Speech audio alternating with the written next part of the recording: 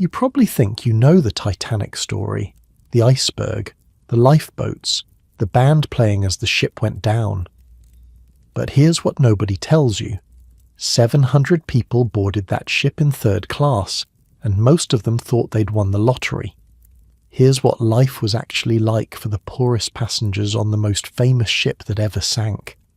If you're listening to this late at night, maybe winding down after a long day, I'd love it if you hit that subscribe button and drop a comment telling me where you're tuning in from and what time it is there. Always curious who's out there listening to history at odd hours. Now settle into your pillow, pull your blanket up a little closer, because we're about to go somewhere very different from where you are right now. We're going back to April 1912, and you're not going to be watching from the outside, you're going to live it. The tender boat rocks beneath your feet as you stare up at something impossible. You've seen big things before. You grew up in Cork, where the harbour brought all sorts of vessels. But this thing floating in Queenstown Harbour isn't a ship. It's a floating city. It's a cathedral lying on its side. It's every building in your village stacked on top of each other and then doubled. The Titanic. Even the name sounds like something from mythology. Like something that shouldn't exist in the real world, in your world, in the world of potato farms and leaky cottage roofs, and your mother's rosary beads clicking in the evening prayers. But here it is, real as the salt spray hitting your face, real as the 23 pounds sewn into the lining of your coat, real as the inspection card in your pocket that says you're healthy enough, clean enough, acceptable enough to board this marvel and sail to America. Your name is Cillian Brennan. You're 19 years old. You've never been more than 30 miles from the townland where you were born, and in about 15 minutes you're going to walk onto a ship that cost more to build than every farm in County Cork combined. The tender America carries about 120 of you, mostly Irish, mostly young, mostly terrified in that particular way where you can't stop grinning, because if you stop grinning you might cry, and if you start crying you might never stop. Your cousin Padraig stands beside you, gripping the railing so hard his knuckles have gone white. He's 2 years older than you, supposedly the sensible one, the one who planned this whole journey. Right now he looks like he might be sick over the side. "Would you look at it?" he breathes. You can't look anywhere else. The ship is painted black along the hull with a white superstructure rising above it like cliffs of Dover made of steel and glass. 4 massive funnels pierce the sky, 3 of them venting steam in lazy white plumes. The 4th is just for show, you'll learn later. The designers thought it looked more impressive with 4. Everything about this ship is about looking impressive. That's what the White Star Line does. They don't compete on speed. Cunard has them beat there with the Mauretania and Lusitania. No, White Star competes on size and luxury. They want you to feel like you're staying in the finest hotel in the world while you cross the Atlantic, even in third class, especially in third class actually. Because here's something they don't tell you in the history books. The money wasn't really in first class. Oh, those millionaires paid handsomely for their suites. But there weren't that many of them. The real profit came from the hundreds upon hundreds of emigrants packed into the lower decks. People like you.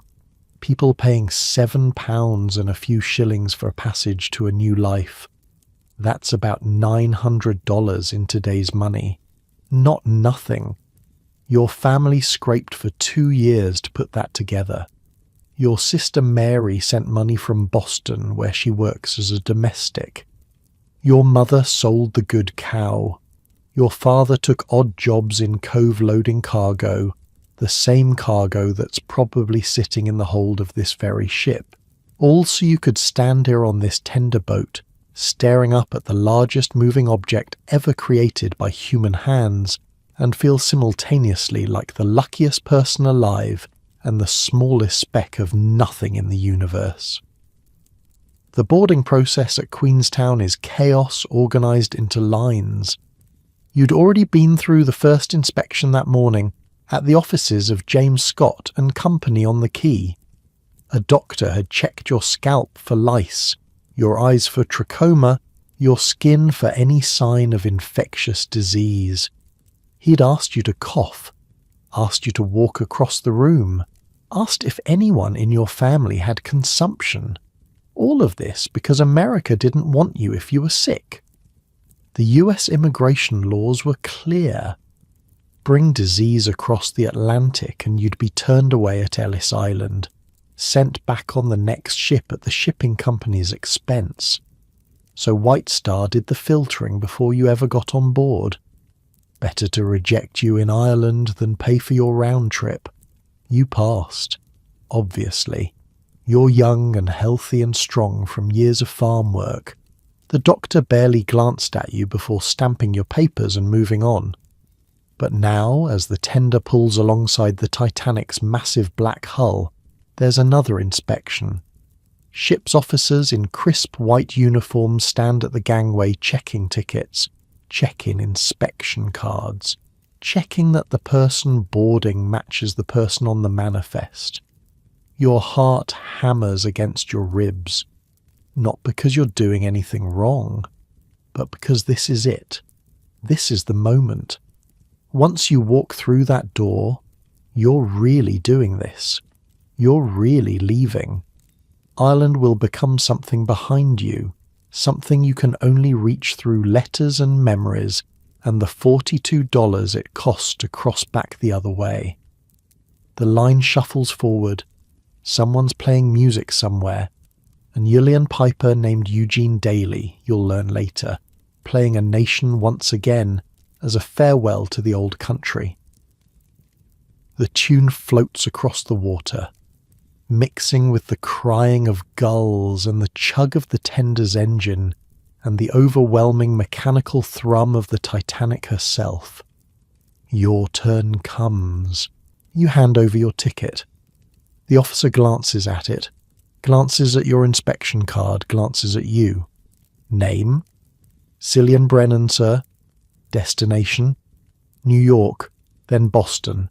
My sister's there.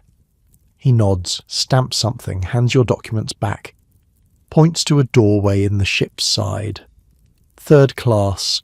Follow the corridor, take the stairs down. Steward will show you to your berth. And just like that, you're walking into history. The gangway door is massive, built to be watertight. You notice the locking mechanisms as you pass through, big metal dogs that would seal this entrance against the sea. Everything on this ship seems designed to keep the ocean out, to deny the fundamental reality that you're floating in water deep enough to swallow mountains. Inside, the corridor is narrow but clean, white-painted steel with the occasional timber partition. You're deep in the ship's belly here, down on E-deck, and immediately you notice the thrumming. It's the engines. They're not running full speed yet, the ship's still at anchor, but you can feel them in your bones, a constant vibration that says this thing is alive, that all those tons of steel have a heartbeat. A steward in White Star livery directs you aft. That means toward the back of the ship you learn. Forward is front, port is left, starboard is right. You're picking up the vocabulary already, feeling it settle into your brain alongside the Gaelic and English that live there. Mind the potato room, the steward says as you pass a storage area. That's what they call it anyway. Stores for your meals, that is. You barely register the words. You're too busy staring. The corridor is longer than any hallway you've ever seen. It runs the length of the ship, or near enough. They call it Scotland Road, you'll discover. The crew's nickname for the main 3rd-class corridor, borrowed from a famous street in Liverpool. It's wide enough for 2 people to pass comfortably, lined with doors on either side leading to cabins and storage rooms and service areas. And it's busy. People everywhere, speaking languages you recognize and languages you don't. Irish, English, Swedish maybe. Something Slavic. Something that sounds like Italian. Families with children. Young men like yourself. Women clutching bags and looking around with the same overwhelmed expression you can feel on your own face. This is what third class is. Not the unwashed masses from the propaganda posters. Not the huddled refugees of political cartoons. Just people. Ordinary people. Some poor as church mice, yes, having sold everything they owned to buy this ticket. But others are tradespeople. Cobblers. Carpenters. Tailors, people with skills and professions who simply can't find enough work in the old country. People like your father, who's a slater by trade, makes roofs, good at it too. But there's only so many roofs to be made in County Cork, and too many men who can make them. He'd have come himself if he could have afforded it. Instead, he sent you and Padraig to scout the land, to establish yourselves, to send back money and maybe someday bring the whole family over. The steward leads you down a stairwell, then another. The ship is a maze. Decks upon decks, each one designated by a letter. You started on E, went down to F, and now you're heading toward the aft section where families and single women are berthed. Wait. You're not a family. You're not a single woman. You're a young man. Why are they putting you back here? Cabins full up forward, the steward explains when you ask. You and your cousin will be in with a family. The Brennans, it says here. He checks his manifest. Any relation? Not that I know of, you say.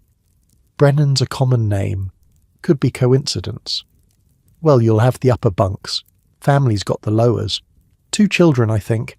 Try not to step on anyone in the night. He stops at a door. Cabin E45, or something like that. The numbers blur together in your memory already. Here you are. Supper's at 5:30. Dining saloons on F deck forward. You'll hear the bugle. And then he's gone, off to settle the next batch of confused emigrants, and you're standing in the doorway of your home for the next 6 days. The cabin is small. That's the first thing you notice. It's maybe 10 feet long and 7 feet wide, with 2 sets of bunk beds built into the walls. A small wash basin sits in the corner, ceramic with a tank above it for water. Not running water, you realise. You'll have to refill that tank yourself if you want to wash. White-painted pine panels line the walls. The floor is some kind of red linoleum, easy to clean. A single electric light hangs from the ceiling. You've used electric lights before, a few times, in the bigger shops in Cork. But having one in your own room feels luxurious beyond measure. The family sharing your cabin is already there. A woman in her 30s, worn-looking but with kind eyes. 2 children, a boy of about 8 and a girl of maybe 5. The woman's husband is conspicuously absent. He's forward with the other men, she explains when she catches you looking. They don't let families stay together if there's not room enough. Something about the immigration laws. Have to keep the men separate in case any try to sneak through without inspection. Her name is Margaret Brennan. No relation, as far as you can determine. She's from Limerick, heading to meet her brother in Chicago. Her husband Daniel took a berth in the forward section with the single men, sharing a cabin with 5 strangers. It's only 6 days, she says, and you can tell she's said it to herself many times. We'll see him at meals, and on deck. It's just for sleeping. But there's something in her eyes, something that knows how strange this is, how unnatural to board a ship as a family and immediately be scattered to opposite ends. The children don't seem to mind. They're too busy being amazed by everything. The electric light, the porthole, the way the whole room vibrates gently with the engine's heartbeat. You throw your bag onto the upper bunk. It's not much of a bag. A change of clothes. Some food for the journey, though you've been told meals are included. A photograph of your family that your mother pressed into your hands at the last moment. A bottle of holy water that she made you promise to keep safe. Padraig takes the other upper bunk. He's already pulling out his rosary, settling in for prayers. That's Padraig, always the devout one. You're supposed to be devout too, of course. Everyone is, back home. But you've always been more interested in what's coming than what's already been said. What's coming is America. What's coming is New York Harbor and the Statue of Liberty and Ellis Island, and then a train to Boston where Mary will be waiting. What's coming is work. Hard work, probably. Maybe in construction, or on the docks, or wherever they'll have a young Irishman with strong arms and a willingness to do what needs doing. What's coming is a life. You lie back on your bunk and feel the ship move beneath you. It's subtle. The Titanic is so massive that the small harbour waves barely touch her. But there's gentle rocking, a rhythm, like being in a giant cradle. Like the whole Atlantic is swaying you toward your future. The walls are thin. You can hear everything. Coughing from the cabin next door. A baby crying somewhere down the corridor. Footsteps on the deck above. The ever-present engine vibration that makes your bones hum. Back home, you shared a cottage with your entire family. Privacy wasn't a thing you expected or really understood. But this is different. Here you're surrounded by strangers. People you'll never see again after New York. People who are all going through the exact same thing you are. This strange mix of terror and excitement. This leap into the unknown. A whistle blows somewhere above, long and loud. The ship shudders slightly. "We're moving," Margaret says quietly, "and you are. You can feel it now. The slow turn of the great vessel, the awakening of her engines to full power. Through the porthole you watch the Irish coast begin to slide past. Green hills, stone walls, the spire of a church in the distance, Queenstown, Cove, as you've always called it. The last bit of Ireland you'll ever see, maybe. The last bit of the only world you've ever known. Someone in another cabin starts singing. A shorn nose, an old-style lament. The voice is high and clear and achingly beautiful. It floats through the thin walls and the narrow corridors and the whole vast humming machinery of the ship. And just like that, you're crying, not sobbing, just silent tears running down your face as Ireland disappears behind you. Padraig's crying too. You can hear him trying to hide it in his bunk above the children. Margaret is holding her daughter close, face buried in the little girl's hair. Everyone is crying. In this cabin, in the cabins around you, probably in cabins all over the third-class sections. 700 people and their collective heartbreak, floating away from everything they've ever loved. But you're also smiling, because tomorrow you'll wake up in the middle of the Atlantic Ocean, on the largest ship in the world, heading toward a future that could be anything, absolutely anything at all. The holy water bottle presses against your chest where you've tucked it into your shirt. Your mother's voice echoes in your memory, the last thing she said before you boarded the tender. Don't forget where you come from, but don't be afraid of where you're going. The singing continues. The ship moves on. The sun is setting somewhere beyond your porthole, painting the water gold and rose and purple. This is the beginning.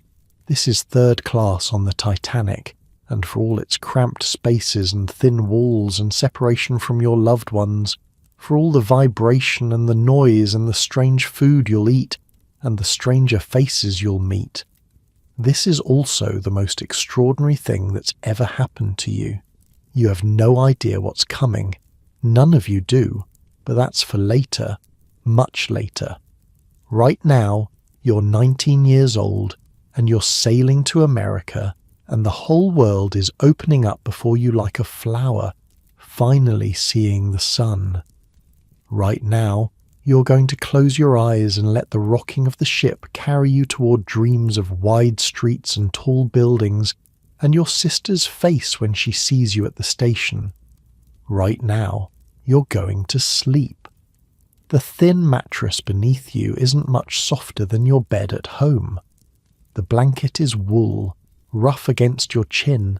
There's no sheet, no pillowcase. You brought your own, like the steward suggested, though most of your fellow passengers simply make do without. But it's warm, and it's clean, and when you wake up in the morning, you'll be hundreds of miles from Ireland and hundreds of miles closer to everything you've ever dreamed of. The singing has stopped. The children below are breathing slowly, deeply, already asleep. Margaret whispers a prayer in the darkness. Padraig's rosary beads click softly, a sound like rain on a window, and the Titanic sails on, carrying you and 700 other dreamers across the dark Atlantic, toward the morning that's waiting just beyond the horizon. You wake up to the sound of someone being sick. Not in your cabin, thank God, but close, very close. Through the thin timber wall to your left, close enough that you can hear every heave and splash and groan. The poor soul sounds like they're dying in there.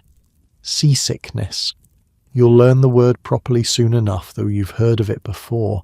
Some people just can't handle the motion of a ship. Their bodies rebel against the constant rocking, the endless rise and fall that never quite stops no matter how massive the vessel. You're lucky. Your stomach is fine. A bit hungry maybe, but nothing churning or threatening to make an appearance. Padraig, on the other hand, looks green. He's gripping the edge of his bunk like he's afraid he'll fall off if he lets go. You all right? He shakes his head slowly, very slowly. Moving too fast seems to make it worse. I'll be grand, he manages. Just need to find my sea legs.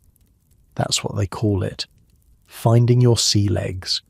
The process of adjusting to life on a moving surface, training your body to compensate for the pitch and roll without thinking about it.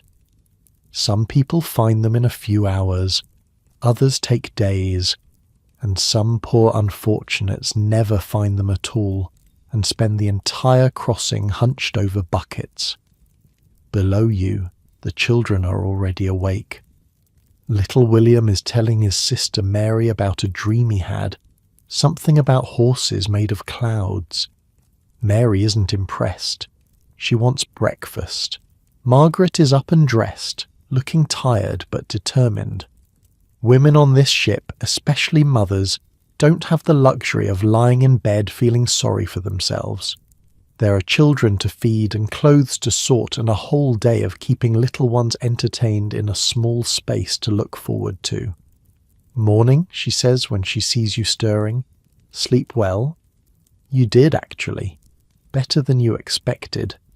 The constant engine vibration that seemed so strange last night has become almost soothing now, like a heartbeat, like the ship is alive beneath you, carrying you along. Not bad, you tell her.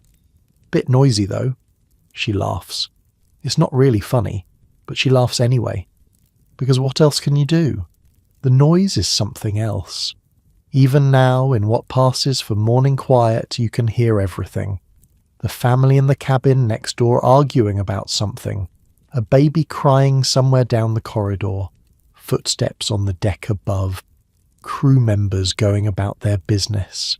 The endless mechanical rhythm of the engines, and of course, the person still being sick through the wall. The cabin walls are made of thin timber panels. You realise now that you're looking at them in daylight, or what passes for daylight down here on E-deck. The single electric bulb gives everything a yellowish cast that makes it hard to tell what time it actually is. The walls don't go all the way to the ceiling. There's a gap at the top, maybe a foot or so, that opens right out into the corridor. The idea, you suppose, is ventilation, air circulation. Down here in the bowels of the ship, you'd suffocate without some way for fresh air to move around. But it also means privacy is basically a joke. Every cough, every sneeze, every whispered conversation floats out through that gap and mingles with all the other coughs and sneezes and whispered conversations from all the other cabins.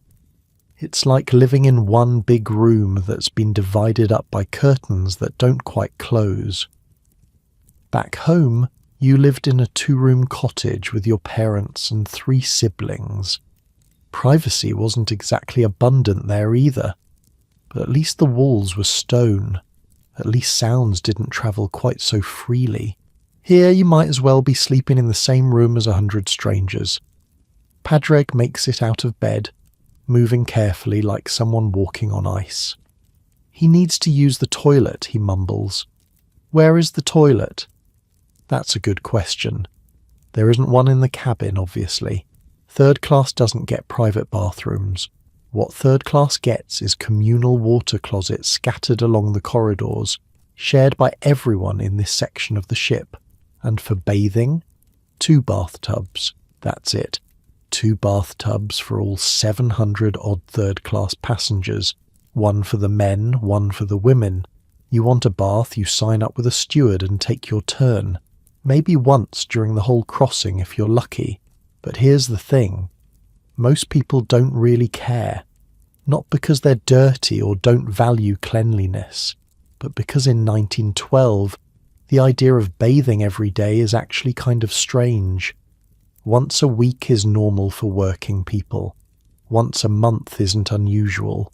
There are even people who believe bathing too often is bad for you, that it opens up your pores to disease and washes away the natural oils that protect your skin. So 2 bathtubs for 700 people? That's fine. That's plenty. More than most of these passengers would have had access to at home. The water closets, though, those you'll need to visit regularly. Padraig staggers off in search of one, following the signs posted in the corridor.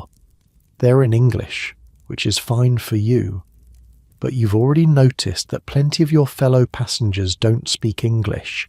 Swedes, Finns, Italians, Syrians, Chinese.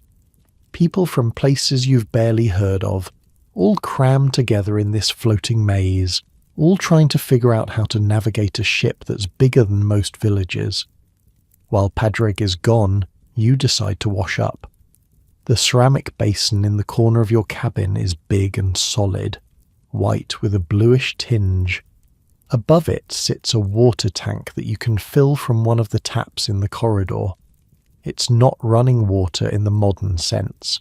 You have to actively go fetch water and pour it in. But it works. You splash some water on your face. It's cold, of course. No hot water for third class, not without a lot of effort anyway. The cold wakes you up, though. Clears away the last fog of sleep. In the small mirror above the basin, you study your face. You look the same as you did yesterday. The same as you did a week ago, a month ago. But something's different. You can see it in your own eyes. You're not the same person who left Cork. You're already changing, already becoming whoever you're going to be on the other side of this ocean. Your cabin mate Margaret has taken the children to find breakfast. She invited you to come along, but you want to wait for Padraig. He's your cousin. You're in this together. You should stick together, at least for the important things like meals. While you wait, you take a closer look at your surroundings. The cabin really is clean, spotlessly clean. It looks almost clinical, like a hospital room or a doctor's office. White painted walls, that red linoleum floor, everything designed to be easy to wipe down and disinfect. No fabric hangings where dust could collect. No carpets where dirt could hide. There's a reason for this, you know. Disease. The shipping companies are terrified of disease. One outbreak of measles or typhoid or, God forbid, cholera, and the whole ship becomes a floating coffin. Sickness can rip through a crowded vessel in days, killing dozens, turning a profitable voyage into a disaster. That's why they inspected you so carefully before boarding, checking your scalp for lice, your eyes for signs of infection, asking about your family's medical history. America doesn't want sick immigrants. The shipping company doesn't want dead passengers, so everything is designed to minimize the risk. Clean surfaces, separated classes, an actual hospital ward on board, somewhere toward the stern, staffed by ship's doctors and matrons who can isolate anyone showing symptoms before it spreads. Most vaccinations haven't been invented yet, you realize. The great medical breakthroughs are still decades away. If something bad starts spreading, all they can do is quarantine the sick and hope for the best. It's a sobering thought. You're trapped on this ship for 6 days with hundreds of strangers, any one of whom might be carrying something deadly without even knowing it. But then again, the same was true in your village. The same was true anywhere humans gathered together in groups. At least here, they're trying to prevent it. At least here, everything is clean. Padraig returns looking slightly less green. The walk to the water closet and back seems to have helped. Or maybe the worst of the seasickness has passed. Either way, he's ready for breakfast. The two of you make your way through the corridor, following the flow of other passengers heading in the same direction. Scotland Road, they call this main passageway. It runs almost the entire length of the ship on E-deck, connecting the forward sections where the single men sleep to the aft sections, where families and single women are housed. It's busy this morning.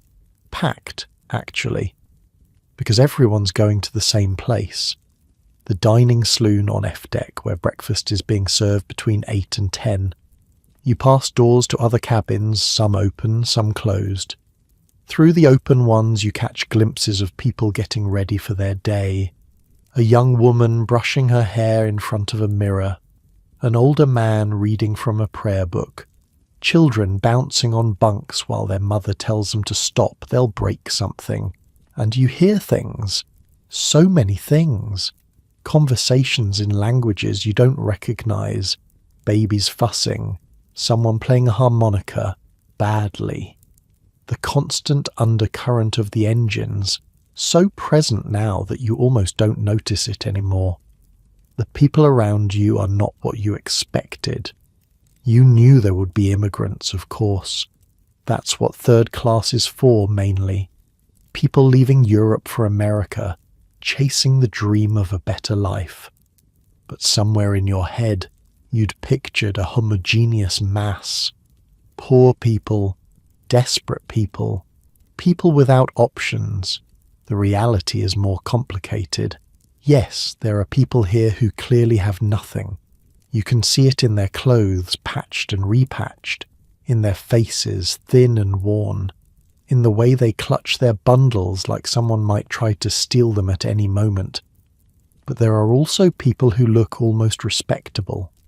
Men in press suits with starched collars, women in nice dresses with proper hats, families who clearly aren't rich but aren't quite poor either, people who had enough to book passage, who could have afforded second class if they'd wanted but chose to save the money instead. Tradespeople, you realize, cobblers and carpenters and bakers and tailors, professionals who know their craft and can do it well. They're not fleeing poverty so much as chasing opportunity. There's work in America, good work, better pay than the old country offers, so they've packed up their skills and their families and booked passage on the finest ship in the world. Because that's what the Titanic is, even in third class. The finest ship in the world. The White Star Line made sure of that. Third-class accommodations here are better than second-class on most other vessels. Private cabins instead of open dormitories. Meals included instead of bring your own food. Electric lights. Running water in the corridors. Actual toilets instead of buckets. For many passengers, this is the most comfortable journey they've ever taken. More comfortable than their homes back in Europe. More comfortable than anything they're likely to have in America for the first few years. These 6 days at sea might actually be a vacation, the only vacation some of them will ever have. That thought sits strangely in your chest. A vacation. You'd never considered it that way, but look around. Nobody has to work. 3 meals a day are provided. There are common rooms for socializing, open decks for fresh air, and absolutely nothing required of you except to show up when the bugle sounds and be patient while the ship carries you across the water. 6 days of rest before the hard work of building a new life begins. You could do worse. The stairwell down to F deck is crowded. People moving in both directions, some coming up from breakfast, others heading down. You stick close to Padrig, not wanting to lose him in the shuffle. Getting separated in this maze could mean missing your meal entirely, and your stomach is making increasingly insistent demands. Near the bottom of the stairs, you almost collide with a man coming up. "Watch yourself there," he says, and then his face changes. "Padrig? Padrig Brennan?" Your cousin's eyes go wide. "Seamus? Seamus O'Brien?" The 2 men grab each other's arms, grinning like idiots. You've never seen this Seamus in your life, but apparently Padrig knows him from somewhere. Childhood, it turns out. They grew up in neighbouring townlands before Seamus's family moved to Galway. "I didn't know you were on this ship," Padrig says. "Same. When did you board?" "Queenstown, yesterday." "Ah, we came on at Southampton. Been aboard 2 days now." Seamus notices you standing there awkwardly. "Who's this?" "My cousin, Cillian. He's coming with me to Boston." You shake hands. Seamus has a strong grip and an open face. The kind of person you instinctively trust, though you've known him for all of 30 seconds. "Boston, is it? We're headed to New York ourselves. My sister's there already. Sent us money for the crossing." He gestures vaguely upward. "I'm bunked forward with the other men. Cabin's got 8 of us in there, all strangers except me brother. But it's not bad. Clean. Food's good." 8 in one cabin? Seamus shrugs. "Better than a dormitory. Better than the ship we looked at before this one. That one had all steerage in one big room, sleeping on shelves like cargo.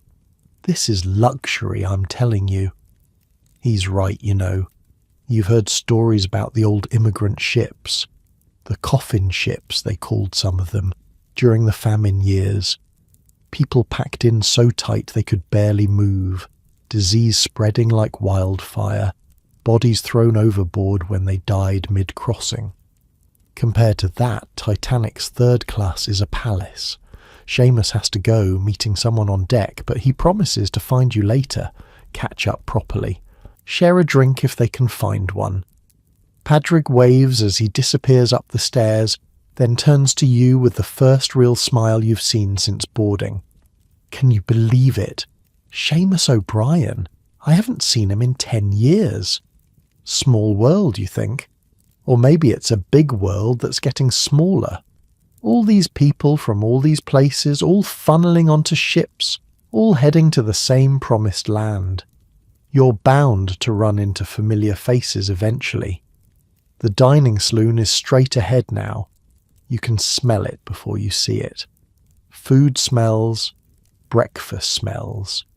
Your stomach growls loud enough that Padrig hears it and laughs. Come on then, let's eat. You follow him through the doors and into the noise and bustle of 700 people trying to start their day. The journey continues. The ocean stretches endlessly in all directions, invisible from down here but present in every rock and sway of the deck beneath your feet. Somewhere far ahead, still impossibly distant, America is waiting. Your sister is waiting. Your whole future is waiting. But right now, breakfast is waiting. And that's enough. The bugle that called you down here is still echoing in your memory, a bright brassy sound that cut through all the noise of the corridors. You'll hear it 3 times a day for the next 5 days. Breakfast, lunch, dinner, the rhythm of shipboard life measured in meals and the spaces between them. You find an empty seat at one of the long tables. A stranger sits across from you, an older man with a weathered face and kind eyes. He nods in greeting but doesn't speak. Finnish, you'll learn later. Doesn't have much English. But he smiles, and you smile back. Because that's what you do on a ship like this, surrounded by people you don't know, sharing tables and corridors and thin walls and everything else. You smile, you nod, you make space for each other. You're all in the same boat, literally. All 700 of you, crammed into the lower decks of the largest ship ever built, all hoping for something better on the other side. The first morning of your new life is just beginning. The dining saloon is bigger than your church back home. That's the first thing that hits you when you walk through the doors, the sheer size of the space. You've never been in a room this large that wasn't a cathedral or a marketplace, and this one is underground. Well, underwater. Below the waterline of a ship buried in the steel belly of this impossible floating city. Long wooden tables stretch from one end to the other, each one big enough to seat 20 people or more. The chairs are freestanding, not bolted down, which surprises you until you realize why. People need to be able to move around, to slide in and out, to make room for the constant flow of passengers coming and going. Because there's a lot of coming and going. 700 third-class passengers and a room that holds maybe 400. They do it in sittings. First sitting, second sitting. You're in the first one, apparently, which means you get the fresh bread and the hot porridge before the crowd picks everything over. The room is split in two by a watertight bulkhead running through the middle. One of those doors that can seal shut if the ship starts flooding. Strange to think about eating your breakfast next to a reminder that things can go wrong at sea. But you don't think about it for long. The food smells too good. At the far end of the room, near the wall, you notice something funny. A single table, smaller than the others, set facing the bulkhead. Table 17, someone calls it. Just 2 seats, both of them staring directly at the steel wall instead of out into the room. That's the antisocial table, Nora will tell you later, laughing. For the ones who can't stand company. Can you imagine? Crossing the Atlantic with your nose 2 feet from a wall? Someone must want it, though. Someone must prefer silence to conversation. You can almost understand that. Almost.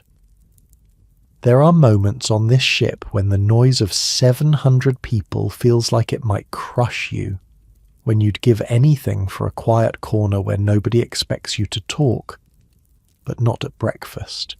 At breakfast, you want to be surrounded by life. The walls are bare steel painted white. You can see the rivets. You can see the beams that hold everything together. It's not decorated like you imagine first class must be, with wood panelling and fancy light fixtures. But it's not ugly either. There's something honest about it. Something that says, this is a ship. We're not pretending it's anything else, but we've made it as nice as we can for you. And they have. There are posters on the walls advertising other ships, White Star Line vessels mostly, the Olympic, which is Titanic's sister ship, nearly identical in design, but also Holland America and Atlantic Transport Line, which confuses you until someone explains that they're all owned by the same company. Some American billionaire named Morgan bought them all up, trying to control the North Atlantic shipping trade. It didn't work out the way he planned, but that's a story for another time. Right now, the only story that matters is the story of what you're about to eat. You find seats at one of the long tables, you and Padraig. The Finnish man from before ends up across from you again, plus a young Swedish couple who keep stealing glances at each other like newlyweds, plus an older woman travelling alone who turns out to be from Galway, heading to meet her son in Philadelphia. The Galway woman's name is Nora. She's probably 50, though it's hard to tell. Life ages people differently depending on how hard it's been. Her face has lines that speak of worry and work, but her eyes are bright and her smile is quick. "First crossing?" she asks, and you nod. "Third for me," she says. Back and forth, back and forth. My Patrick went over 10 years ago, established himself, brought over his wife. Now it's my turn to see the grandchildren before I get too old to make the trip. Third crossing. You can't imagine doing this 3 times. Once feels like plenty. Once feels like a miracle. But people do it all the time, you realise. This isn't the edge of the world. It's just a big puddle with really good boats now. People cross it like they cross the Irish Sea. Not casually exactly, but not as if it's the end of everything either. The steward arrives with breakfast. He's wearing a white jacket with a numbered badge on his arm. Very official, very proper, and he's carrying a tray loaded with more food than you've seen in one place since Christmas dinner 2 years ago. Porridge first. Big steaming bowls of oatmeal with milk on the side.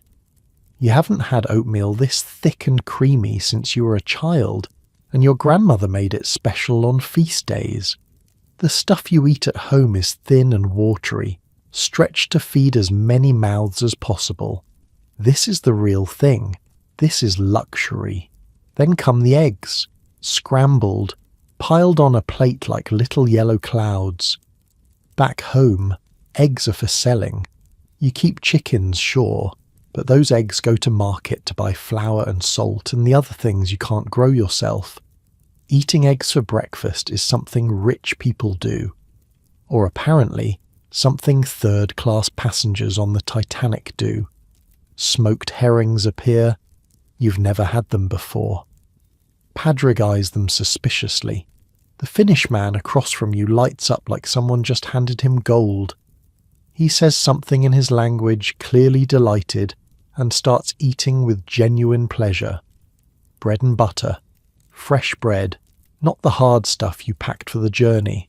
Soft and warm and slathered with actual butter, not the margarine substitute you're used to. And marmalade. Orange marmalade in little pots, which you've seen in shop windows but never actually tasted. You spread some on your bread. Take a bite. Close your eyes. Sweet and bitter at the same time. Tangy. Bright. Nothing like anything you've ever eaten before. Good, isn't it? Nora laughs at your expression. Wait until you try the plum pudding at dinner.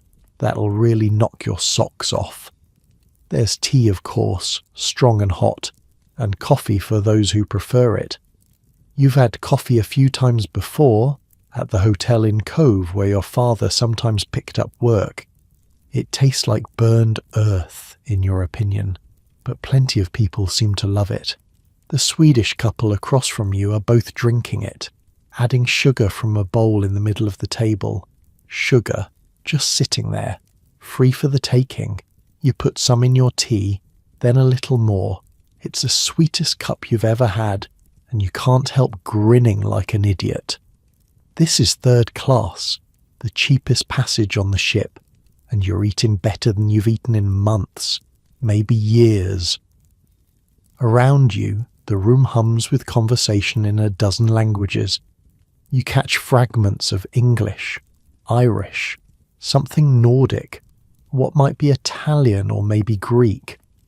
The stewards move between tables like dancers, balancing trays, refilling cups, answering questions with patient smiles. Not everyone knows what to do with the food. You watch a family at the next table puzzle over the smoked herrings, the children poking at them like they might be alive. Their mother eventually takes a cautious bite, chews thoughtfully, then nods approval. The children follow her lead. First times everywhere. First time eating this. First time in a room this big. First time being waited on by uniformed stewards who call you sir even though you're a 19-year-old farm boy with dirt still under your fingernails. The notice at the bottom of the menu catches your eye. Someone's left a printed card on the table listing the day's meals. At the very bottom, in small type, any complaint respecting the food supplied, want of attention, or incivility should be at once reported to the purser or chief steward. For purposes of identification, each steward wears a numbered badge on the arm. Incivility. You've never seen that word before, but you can guess what it means. They're promising to treat you with respect, even down here in third class. They're saying that if anyone is rude to you, you can report them and something will actually happen. That feels strange. Revolutionary almost. You're used to being the bottom of the heap, the farmer's son, the Irish boy, the person who gets out of the way when someone more important needs to pass. And here's a ship that's promising in writing to be civil to you. Maybe that's just good business. Happy passengers tell their friends. Third-class people write home to their families, and if they say the Titanic treated them well, maybe those families book passage on White Star ships too. The money's not in first class, remember. The money's in volume, in hundreds of emigrants making the crossing every week, choosing White Star over Cunard over the German lines. But still, it feels like something. The Swedish newlyweds are named Eric and Ingrid. They don't have much English, but enough to communicate the basics. Married 2 weeks ago, heading to Minnesota where Eric has family. He's a carpenter. She was a seamstress. They're young, younger than you maybe, and so clearly in love that it almost hurts to look at them. They're sitting shoulder to shoulder even though the bench is plenty wide. His hand keeps finding hers under the table. She laughs at everything he says, even when it's not funny. The universal language of new love, spoken by humans everywhere regardless of what words come out of their mouths. Nora from Galway tells stories about her previous crossings. The first one was in 1892 on a ship she refuses to name because it was so awful. Dormitories, she says, shuddering. Men and women and children all mixed together. No privacy, no decent food. You brought your own and hoped it lasted. I was sick the entire way. Swore I'd never do it again. But she did do it again, obviously. Because her son needed her. Because family pulls you across oceans whether you want to go or not. This ship, though, she gestures around the dining saloon. This is something else entirely. I've got my own cabin. Well, sharing with 3 other women, but still. A cabin, with a door that closes, and real beds, not wooden shelves, and someone brings me food 3 times a day like I'm a lady of leisure. She laughs at herself, at the absurdity of it. A grandmother from Galway being treated like a lady of leisure. But she's right. This is different. This is better. You've heard the old stories too from your parents and grandparents. The coffin ships during the famine, when people died by the dozens and were thrown overboard like garbage. The steerage sections on older vessels where emigrants were packed so tight they could barely breathe. The captains who viewed their human cargo as an inconvenience at best and a source of disease at worst. The Titanic isn't like that. White Star isn't like that. They've figured out that treating people decently is actually good for business. That clean cabins and hot meals and stewards with numbered badges create a reputation that brings more customers through the door. Capitalism, your father would call it. The invisible hand of the market making things better not out of kindness but out of greed. He's suspicious of it, your father. Raised on stories of landlords and exploiters and bosses who squeezed every last penny out of working people. But maybe it doesn't matter why they treat you well.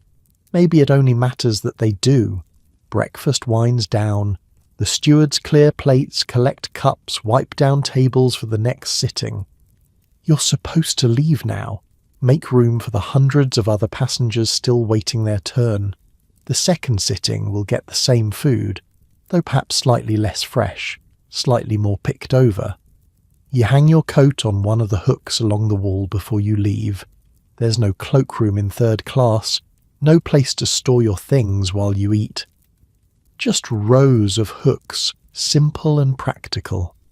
Your coat hangs next to the Finnish man's heavy wool jacket and Nora's sensible shawl. Everyone's belongings mixed together. Everyone's lives overlapping in this temporary floating community. The watertight bulkhead cuts through the middle of the dining saloon you notice on your way out. A massive steel wall with a door in it, designed to seal shut if water starts flooding in. It divides the room into two sections, forward and aft. Another reminder that you're on a ship, that all of this comfort and civilization is happening in a steel box floating over thousands of feet of cold, dark water. But you don't think about that. Nobody thinks about that. The ship is unsinkable, they say. The most advanced vessel ever built. Watertight compartments. Double bottom hull. All the latest safety features. You think about lunch instead. The menu card said rice soup, roast beef with brown gravy, boiled potatoes and sweet corn, plum pudding for dessert. Dessert. You're going to eat dessert today, in the middle of the Atlantic Ocean. On a ship that feeds you 3 meals a day and calls you sir and promises in writing to treat you with civility. Whatever happens in America, whatever struggles wait for you on the other side, you're going to remember this. This moment. This feeling. Walking out of a dining saloon with a full stomach and a warm feeling in your chest. Knowing that lunch is only a few hours away and dinner after that. 6 days of this. 6 days of being fed and sheltered and carried toward your future. 6 days before the hard work begins again. You're going to enjoy every minute of it. Padraig is beside you, looking better than he has since you boarded. Food helps with seasickness, it turns out.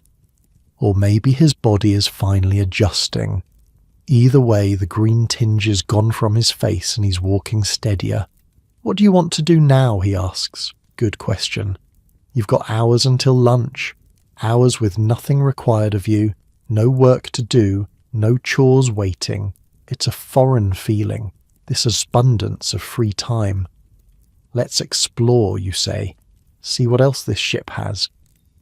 Because there's more, you know. Common rooms and open decks and spaces you haven't discovered yet. A whole floating world waiting to be explored while the Atlantic slides past beneath you. The day stretches ahead like a promise. Your first full day at sea. Your first real taste of the life you're sailing toward. Behind you, the dining saloon fills with the next wave of hungry passengers. The stewards are already bringing out fresh trays, fresh bread, fresh pots of tea.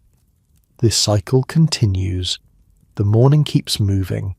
And somewhere ahead, invisible beyond the curve of the earth, America waits. You pause at the door and look back one more time at the dining saloon. It's already transformed. the tables filling up again with fresh faces, fresh accents, fresh stories. A young mother is settling her children at the bench where you just sat. An elderly man in a worn but clean suit is unfolding his napkin with careful dignity. Two young men who look like brothers are arguing good-naturedly in what sounds like Italian. Each of them has a reason for being here. Each of them left something behind to chase something ahead. And for the next 6 days, you'll all share this ship, these corridors, these meals together. The watertight door in the bulkhead stands open, allowing easy passage between the two halves of the room. Heavy hinges, solid construction, designed to swing shut and seal if needed, creating a barrier against flooding. You run your hand along the steel frame as you pass through, feeling the cold metal, the precise engineering. Everything on this ship is engineered. Everything is planned. The steel and the rivets and the carefully calculated compartments that make it unsinkable. The scheduled meal times and the numbered steward badges and the printed menus with their promises of civility. Nothing is left to chance. It makes you feel safe somehow. All this planning, all this preparation. People much smarter than you have thought through every detail, anticipated every problem, built redundancy upon redundancy into the fabric of this vessel. You're in good hands. 700 emigrants in third class, and thousands more in the upper decks, all of you carried by the most carefully designed ship in the history of the world. The corridor outside the dining saloon is crowded now, people moving in both directions. You step aside to let a steward pass, his arms full of fresh linens. Somewhere behind you, a child laughs at something. Somewhere ahead, voices are raised in song, someone practicing hymns maybe, or just singing for the joy of it. The ship is alive with sound, with movement, with 700 individual lives all happening at once, overlapping and interweaving like threads in a great tapestry. You're one of those threads now. Your story is woven into this floating city, at least for these 6 days. Whatever happens next, wherever you end up, you'll always be someone who crossed the Atlantic on the Titanic, who ate breakfast in this dining saloon, who walked these corridors and slept in these cabins and stood on these decks, watching the horizon for the first glimpse of the new world. It's not a small thing being part of history, even if you don't know it yet. Padraig tugs your sleeve. Come on. Let's go up. I want to see the sky. You nod and follow him toward the stairs. The sky sounds good. After the enclosed spaces of the lower decks, after the noise and the crowds and the meals in a room without windows, the open air sounds like exactly what you need. The steel walls vibrate gently with the power of the engines far below, and the day unfolds before you, full of possibilities you're only beginning to imagine. The sky hits you like a physical thing. After hours in the enclosed spaces below, the corridors and cabins and the windowless dining saloon, stepping onto the open deck feels like being born again. The wind, the salt smell, the endless blue stretching in every direction until it meets the endless blue of the ocean. You stop at the top of the stairs and just breathe. Padraig does the same beside you. Neither of you speaks. There's nothing to say. The Atlantic Ocean is spread out before you, behind you, on every side of you, and for a long moment that's all that exists. Just you, and the water, and the wind, and the pale April sun trying its best to warm the air. Third class gets more open deck space than you expected. The stern section especially. There's a whole area back here called the poop deck, which makes Padraig snicker when you tell him. Poop deck. Like something a child would make up, but that's the actual nautical term apparently. The raised deck at the very back of the ship. Benches line the railings. Simple wooden benches, bolted to the deck, where passengers can sit and watch the water churn behind them. The ship's wake stretches back toward the horizon like a white road, pointing the way to everything you've left behind. Ireland is back there somewhere, your parents, your home, the life you knew. You choose not to look that direction for too long. Instead, you explore. The deck is cluttered with equipment. Big electric cranes loom overhead, used for loading cargo when the ship is in port. Their shadows fall across the wooden planking in strange angular patterns. Cargo hatches dot the surface, covered with heavy lids that seal the holds below. If you lifted one of those lids and looked down, you'd see a shaft dropping 5 stories into the belly of the ship where all the trunks and crates are stored. You don't lift any lids. You're not sure you're allowed to touch them, but you peer at the edges, marvel at the engineering. Everything on this ship is built to serve a purpose. Nothing is wasted. Nothing is decorative, at least not back here in third-class territory. The railing at the stern catches your attention. It's low, really low, maybe 3 feet high, if that. You're not a tall man, but even you could topple over without much effort. Back home, you've worked on roofs with your father, comfortable with heights. But looking over this railing at the churning water below makes your stomach clench in a way that climbing never did. The water is far down, and cold, and moving fast. You step back from the edge. Other passengers are out here enjoying the air. Families mostly, since this is the stern section where women and children are quartered. A group of kids runs past you, playing some kind of chasing game, their laughter sharp and bright in the salt wind. Their mothers watch from the benches, calling out warnings not to run so fast, not to get so close to the railing. Nobody mentions the thing that everyone is thinking, that a child could fit through those railings, that the gap between the posts is wide enough for a small body.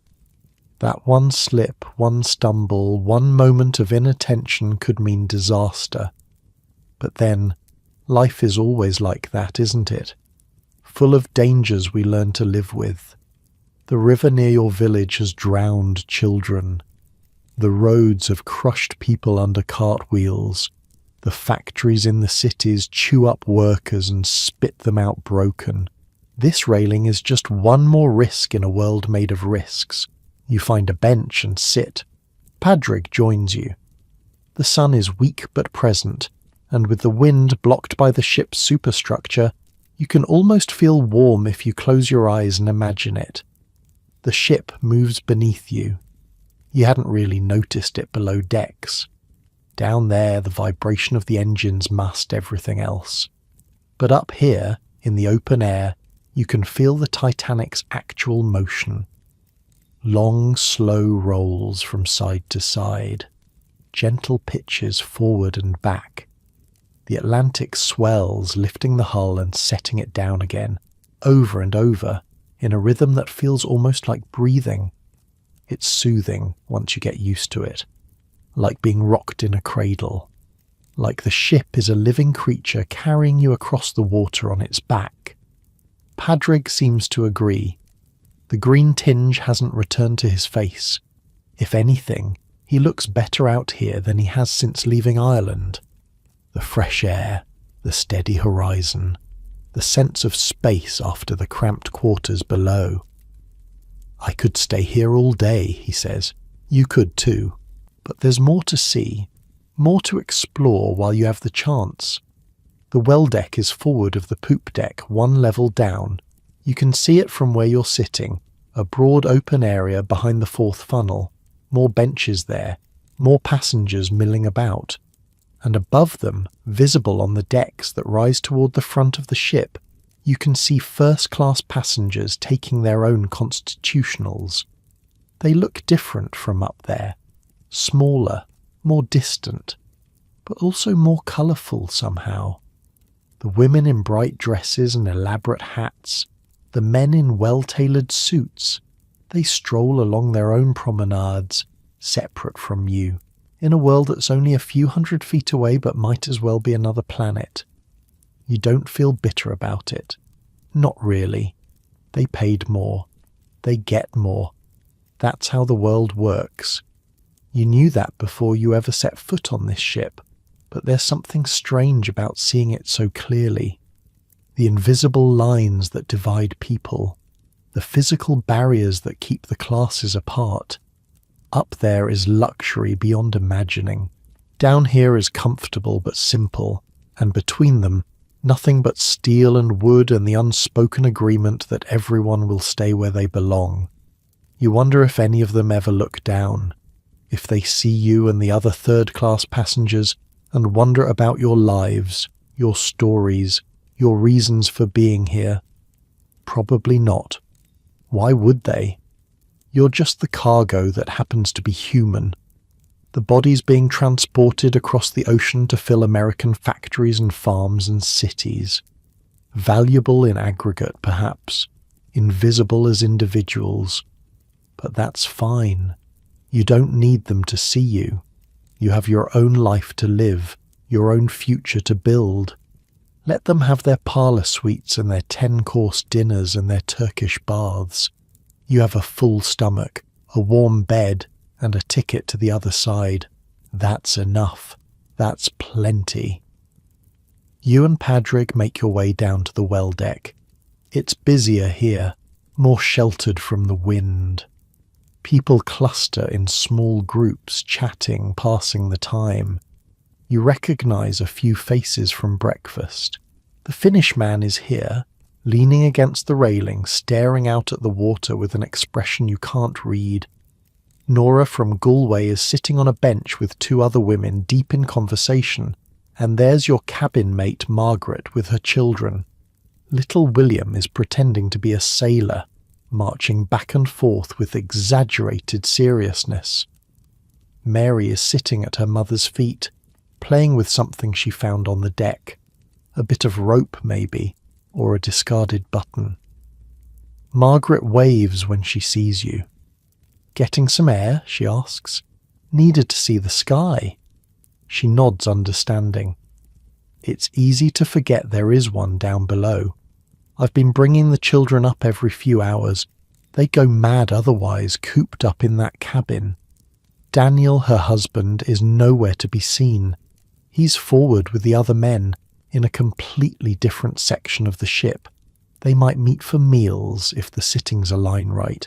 They might pass each other on Scotland Road if they time their walks carefully. But for now, for these 6 days, they live separately. Man and wife, parents of these 2 children, sleeping 800 feet apart. The things people endure for a chance at something better. Near the edge of the well deck, partially sheltered by an overhang, you find something unexpected. A wheel, a ship's helm, like the ones you've seen in pictures. But this one is here, at the stern, mounted on a raised platform with skylights set into the deck around it. Padraig whistles low. "Is that what I think it is?" You look closer. The wheel is connected to something below. You can see the control linkage, the shaft disappearing through the deck, and the skylights, you realise, look down into a room full of machinery, the steering engine room. This must be a backup helm, a way to control the ship from back here if something goes wrong with the main bridge up front. "Docking bridge," says a voice behind you, "for when she's coming in and out of harbour." You turn. An older man, weathered face, calloused hands. A crew member, you think at first, but no. His clothes are too worn, too patched. He's a passenger like you. "I worked ships for 30 years, he explains, before my back gave out. Now I'm heading to live with my daughter in Baltimore." He gestures at the helm. That wheel there connects straight to the steering engines. No hydraulics, no telemotors.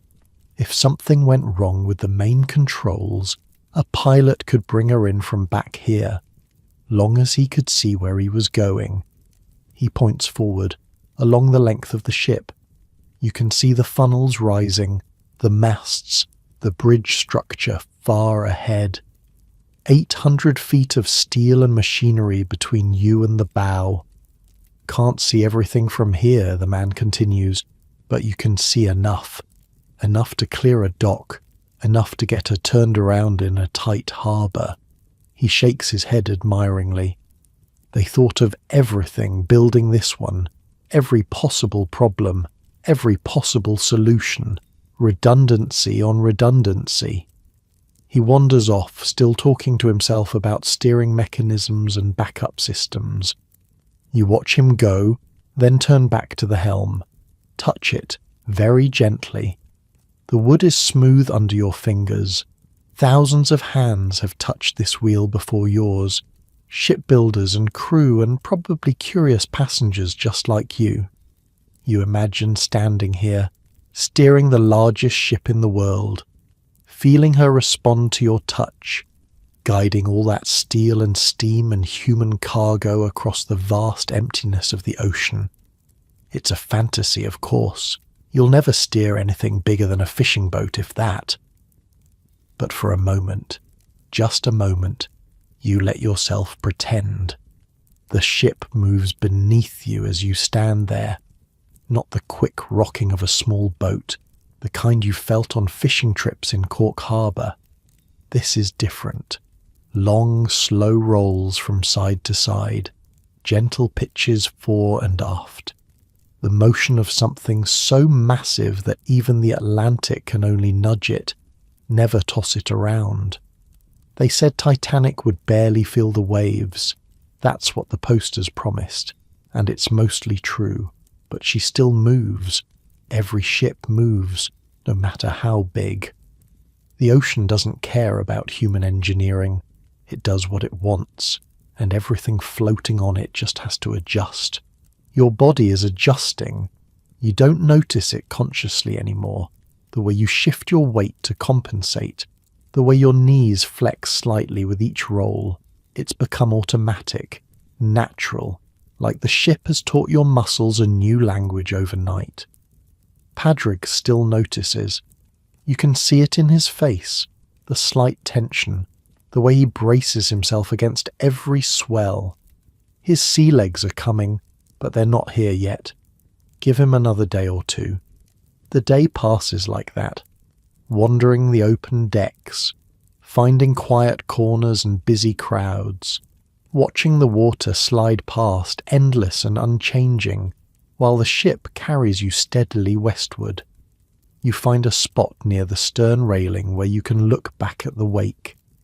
The ship leaves a trail behind her, a wide road of churned white water that stretches back toward the horizon, back toward Ireland, back toward everything you left.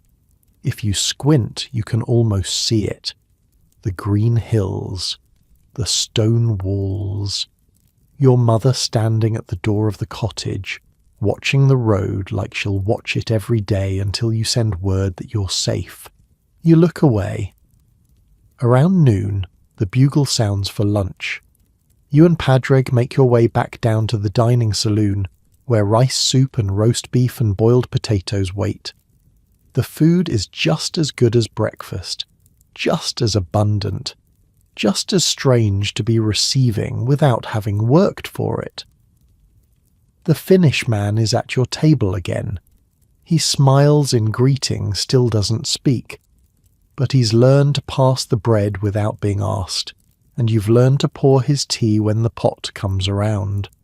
Small kindnesses, the language of people who don't share words. After lunch, more wandering. You find a covered area near the stern where benches are set up in rows, protected from the weather. A good place to sit if it rains, you think. A place where children can play even when the decks are wet. People have already claimed spots, reading, talking, just sitting. An old woman is knitting something. her needles clicking in rhythm with the ship's motion. A young man is writing in a notebook, covering page after page with cramped handwriting. Letters home, probably, or a diary of the voyage. You should write to your mother. You promised you would. But you don't have paper, don't have pen, and even if you did, what would you say? Everything is strange and wonderful and terrifying, and I don't know who I'll be when I get to the other side. That's not the kind of letter a mother wants to receive. So instead you sit. Watch the clouds drift overhead. Feel the ship roll beneath you, that endless gentle rocking. Like a cradle, like being held. You understand now why sailors love the sea, despite everything. There's something peaceful about being carried, about surrendering control to something so much larger than yourself. Let your mind empty out until there's nothing but the present moment, this deck, this bench, this pale April sun. Padraig falls asleep beside you. His head droops onto your shoulder. You don't move him. Let him rest. The seasickness took more out of him than he wants to admit, and sleep is the best medicine for whatever ails you. The afternoon stretches on. The sun moves across the sky, invisible behind a thin veil of clouds. The temperature drops slightly as evening approaches. You'll need to go back inside soon. Back to the cabin, back to the corridors and the crowds and the thin walls that share everyone's secrets. But not yet, not quite yet. For now, you're going to sit here and watch the horizon. Watch the endless water that separates your old life from your new one. Watch the sky darken slowly toward night. Tomorrow you'll do this again, and the day after, and the day after that. 4 more days of this floating between worlds, this suspended time when nothing is required of you except to wait. Then America. Then the real journey begins. But that's tomorrow's problem. Today, you're just going to breathe. The Atlantic stretches endlessly in every direction.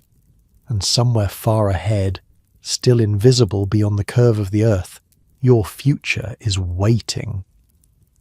The cold drives you inside eventually. April in the North Atlantic isn't winter exactly, but it's not warm either. The wind cuts through your coat after an hour or 2 on deck, finds all the gaps where the stitching has worn thin.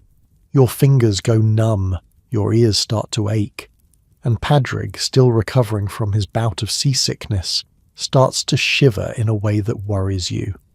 So you head back down, through the doors, down the stairs, into the enclosed spaces of sea deck where the air is still and warm and carries the smell of pipe smoke and wool, and too many people breathing the same air. But it's comfortable, you have to admit that. As your eyes adjust to the dimmer light, as the warmth seeps back into your frozen fingers, you realize this space is nicer than you expected. Much nicer. There's a covered area near the stairs, a kind of sheltered promenade with benches built into the walls. Protected from the weather but still open enough to feel less claustrophobic than the corridors below. People are gathered here, talking in small groups, reading, just sitting. It feels like the lobby of a hotel, not a fancy hotel but a respectable one. The kind of place your family could never afford but always walked past with a mixture of curiosity and longing. Padraig finds a seat and sinks into it gratefully. His face has gone pale again, though from cold rather than sickness. You sit beside him and let the warmth do its work. From here, you can see 2 doorways leading to larger rooms. The smoking room on one side, the general room on the other, separated by a bulkhead, each serving a different purpose, a different crowd. I'm going to look around, you tell Padraig. You rest. He nods, already half asleep. The combination of fresh air and warmth has knocked him out. You leave him there and walk toward the smoking room, curious what you'll find. It looks like a pub. That's your first thought. You push through the door and find yourself in a space that could have been lifted straight from any decent drinking establishment in Cork or Dublin. Wood panelling on the walls, simple but comfortable furniture, a warmth that comes from bodies and conversation, and the faint haze of tobacco smoke hanging in the air. Men fill the room, only men. This is their territory, their retreat from the mixed company of the rest of the ship. They sit in small groups, talking, playing cards, nursing glasses of whiskey or porter. Some smoke cigarettes. Others have pipes clenched between their teeth. A few are working on plugs of chewing tobacco, spitting into the brass spittoons scattered across the floor. The spittoons surprise you. They're everywhere. Little brass bowls positioned at regular intervals, catching the brown streams of tobacco juice that men fire toward them with varying degrees of accuracy. The floor around them is stained despite their presence. Some things you suppose can't be entirely contained. You find an empty seat near the wall and settle in. Nobody pays you much attention. You're just another young man in a room full of young men, all of you heading somewhere, all of you leaving something behind. The wood panelling on the walls is simple but handsome. Not the fancy carved stuff you imagine they have up in first class, but solid and well made. Someone took time with this room, chose the colours carefully, picked furniture that would last. It's the kind of craftsmanship your father would appreciate if he ever saw it. The joints fitting tight, the surfaces sanded smooth, no shortcuts, no cheap materials. You run your hand along the arm of your chair. Good wood. Oak, probably. Built to handle years of use by rough men with calloused hands. The card game at the next table draws your eye. 5 men hunched over a battered deck, coins stacked in the centre. Poker, maybe, or some game you don't recognise. They're speaking a mixture of English and something else. German, perhaps, or Dutch. One of the men has a thick moustache that curls at the ends, waxed into points. He seems to be winning, if the pile of coins in front of him is any indication. A steward appears from somewhere, a pantry in the back that you hadn't noticed. He's carrying a tray with glasses and bottles, making rounds of the room. When he reaches your corner, he pauses. "Something to drink, sir?" "Sir?" There it is again. That word they keep using even though you're obviously nobody important. "What do you have?" "Whiskey, porter, stout, ale. Tea if you prefer." You order a porter and fish a coin from your pocket. The steward takes it, returns a moment later with a glass filled with dark liquid. It's good. Better than the stuff at home, actually. Smoother. Less bitter. You sip it slowly, making it last. Around you, conversations rise and fall like waves. You catch fragments. Stories of where people are going, what they're hoping to find. A man from Liverpool heading to join his brother in Chicago. A Scandinavian farmer who sold everything he owned to buy passage, betting his entire future on a piece of land in Minnesota. 2 Irishmen from Kerry arguing good-naturedly about hurling, a sport you know nothing about despite sharing a country with them. The room feels alive in a way that the cabins and corridors don't. Down there everyone is just passing through, on their way somewhere else. Here people have stopped, settled, made themselves at home, at least for an hour or two. The tobacco smoke and the quiet clink of glasses and the low murmur of voices create something that feels almost domestic.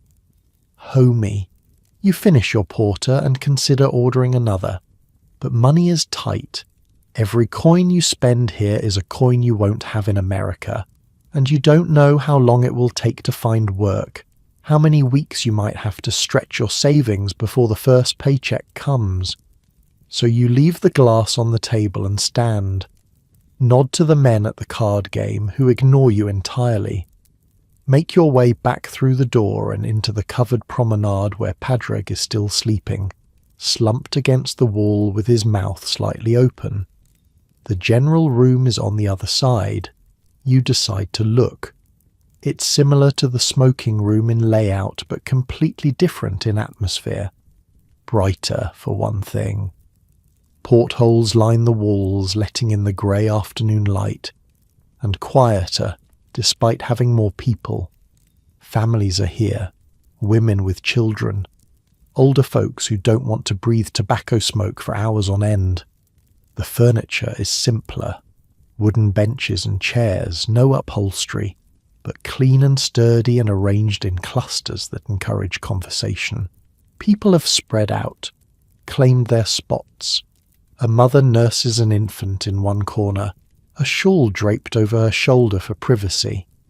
Children play on the floor, some kind of game with string that you vaguely remember from your own childhood.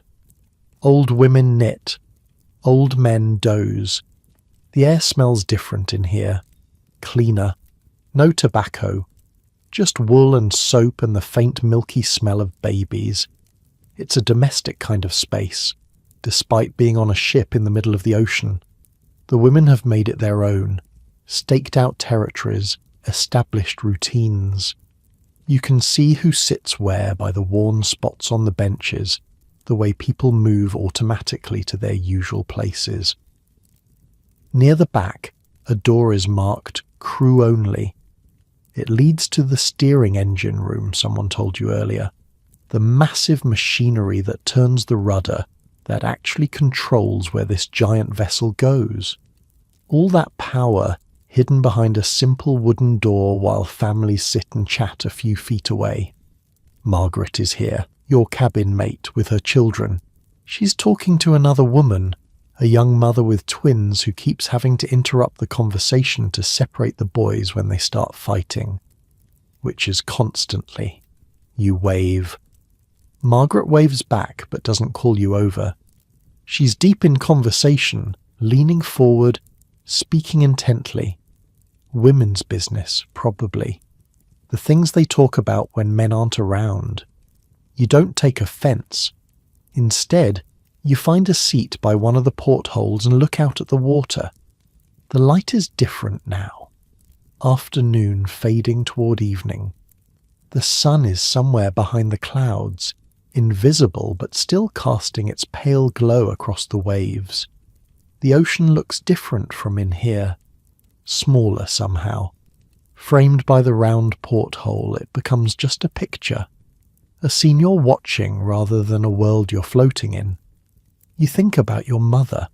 She'll be worried by now. It's been 3 days since you left Cork, since you hugged her goodbye at the train station and promised to write as soon as you reach New York. 3 days of her not knowing where you are, whether the ship is sailing smoothly, whether you're eating enough, sleeping enough, staying warm. Mothers worry. That's what they do. It's their job. Your father probably isn't worried. He's a practical man, your father. Once a thing is done, it's done. No point fretting over what you can't control.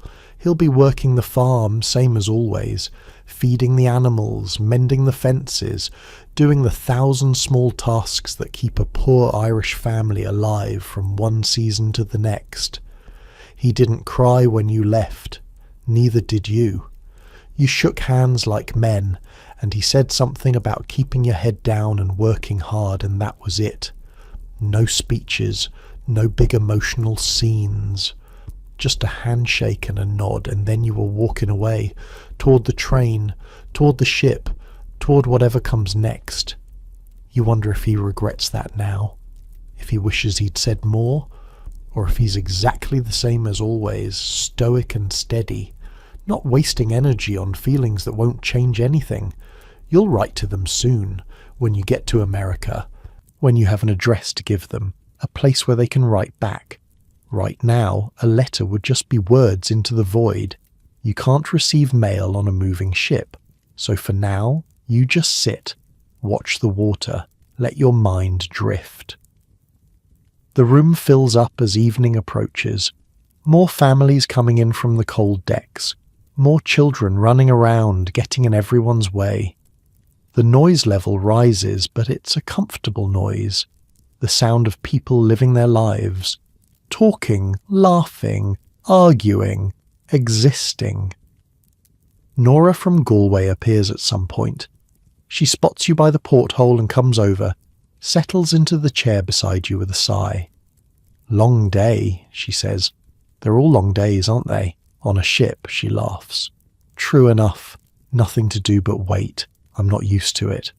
Back home there's always work, always something that needs doing. Here, I feel useless." You know what she means. Your hands keep wanting to find tasks. Your body keeps expecting the rhythm of work that's defined your life since you were old enough to help in the fields. This idleness feels wrong somehow, unearned. "It's only 6 days," you say, "then back to work." God willing. She crosses herself, a quick automatic gesture. "Assuming there's work to be found. My Patrick says there's plenty in Philadelphia. Factory work, domestic service. But you never know until you're there, do you?" You don't. That's the gamble all of you are making, selling everything, leaving everyone, crossing an ocean on the promise that the other side will be better. And maybe it will. Probably it will. But there are no guarantees. The bugle sounds for dinner. 3rd sitting. You're sitting, apparently, though you're still not entirely sure how the schedule works. Everyone starts gathering their things, collecting their children, moving toward the doors. You and Nora walk together to the dining saloon. Padraig joins you somewhere along the way, rubbing sleep from his eyes. He looks better. The rest did him good. Dinner is everything the menu promised. Cold meat and cheese and pickles, fresh bread and butter, stewed figs and rice. Something called cabin biscuits, which turn out to be hard dry crackers that you're supposed to dip in tea to soften. The cheese is sharp and crumbly. English cheddar, someone says. The pickles are vinegary, the kind that make your mouth pucker, and the stewed figs are sweet enough to qualify as dessert, soft and sticky, swimming in a sauce that tastes faintly of cinnamon. You eat slowly. There's no rush. The stewards keep the tea coming, pot after pot, and the dining saloon buzzes with conversation in a dozen languages. At the table behind you, a group of young men are singing something in Swedish. At the table ahead, 2 old women are arguing in what might be Polish. The noise washes over you like music. The Finnish man is at your table again. You've started thinking of him as a fixture, a permanent part of the dining saloon landscape. He still doesn't speak English, but you've developed a kind of communication anyway. Nods and smiles and gestures. He shows you the proper way to eat the cabin biscuits, dunking them in his tea for exactly the right amount of time before biting. Too short and they're still rock hard. Too long and they dissolve into mush. After dinner, you're tired. The day has been longer than it felt, all that walking and exploring and sitting in the cold. Your body wants sleep, but first you go back to the cabin. Wash your face in the basin. The water is cold, of course, it's always cold, but clean, drawn from the fresh water tanks deep in the ship. You splash it on your cheeks, feel the chill tighten your skin. Good, refreshing. A small ritual to mark the end of the day. You change into your night clothes, such as they are. The same shirt you wore yesterday, the one you keep for sleeping, the wool trousers you'll put back on in the morning. Travelling light means wearing things over and over, rotating through the same few pieces until they start to smell, and then wearing them anyway, because what choice do you have? Climb into your bunk and lie there in the darkness, listening to the sounds of the ship. The engines rumble far below.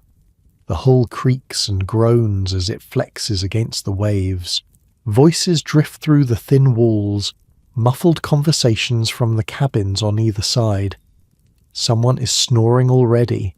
Someone else is praying, a rhythmic murmur in a language you don't recognize. Margaret and her children are settling in too. The baby fusses for a while, then goes quiet. Little William asks for a story, and Margaret tells him one, something about a brave rabbit and a clever fox. Her voice is soft and warm, and even though the story isn't for you, you find yourself listening anyway. The ship rocks gently, back and forth, like a cradle, like your mother's arms when you were small. You close your eyes. Tomorrow will be another day like this one. Meals and wandering and waiting. The endless patience of ocean travel. You're getting used to it. The rhythm of shipboard life. The way time stretches and compresses. The strange intimacy of living so close to strangers. 4 more days, then New York, then everything changes. But that's tomorrow's problem. Tonight, you're just gonna sleep. The steady vibration of the hull becomes a lullaby, and gradually, gently, consciousness slips away. The days blur together after a while. That's the strange thing about life at sea. Each day is different and exactly the same. You wake up, you eat breakfast, you walk the decks or sit in the common rooms, you eat lunch, you walk some more, you eat dinner, you sleep, and then you do it all over again. By the 3rd day, you've stopped counting hours. By the 4th, you've almost forgotten what land looks like. The ocean is your whole world now. The steel corridors, the rocking deck, the endless horizon that never gets any closer no matter how long you stare at it. Your body has adjusted to the ship's motion. That constant, gentle sway that made Padraig sick feels natural now. Normal. You don't even notice it anymore, except at night when the rocking helps you fall asleep. The other passengers have become familiar. Not friends exactly. You don't know most of their names, but you recognize their faces, their habits, their places in the daily rhythm of shipboard life. The Finnish man who always sits in the same spot at meals, Nora from Galway with her endless stories about her grandchildren, the Swedish newlyweds who still can't keep their hands off each other. Even the stewards have become predictable. You know which ones smile and which ones don't, which ones fill your teacup without being asked, and which ones make you wait. Small differences that mean nothing and everything when you're trapped in a floating box with the same people, day after day. Saturday passes, another day of walking and eating and waiting. The weather turns colder. You can see your breath on the open decks now, little puffs of white that vanish almost before they form. The sun shines, but there's no warmth in it. April in the North Atlantic. Winter hasn't quite let go yet. People talk about the cold. In the smoking room, in the general room, on the decks.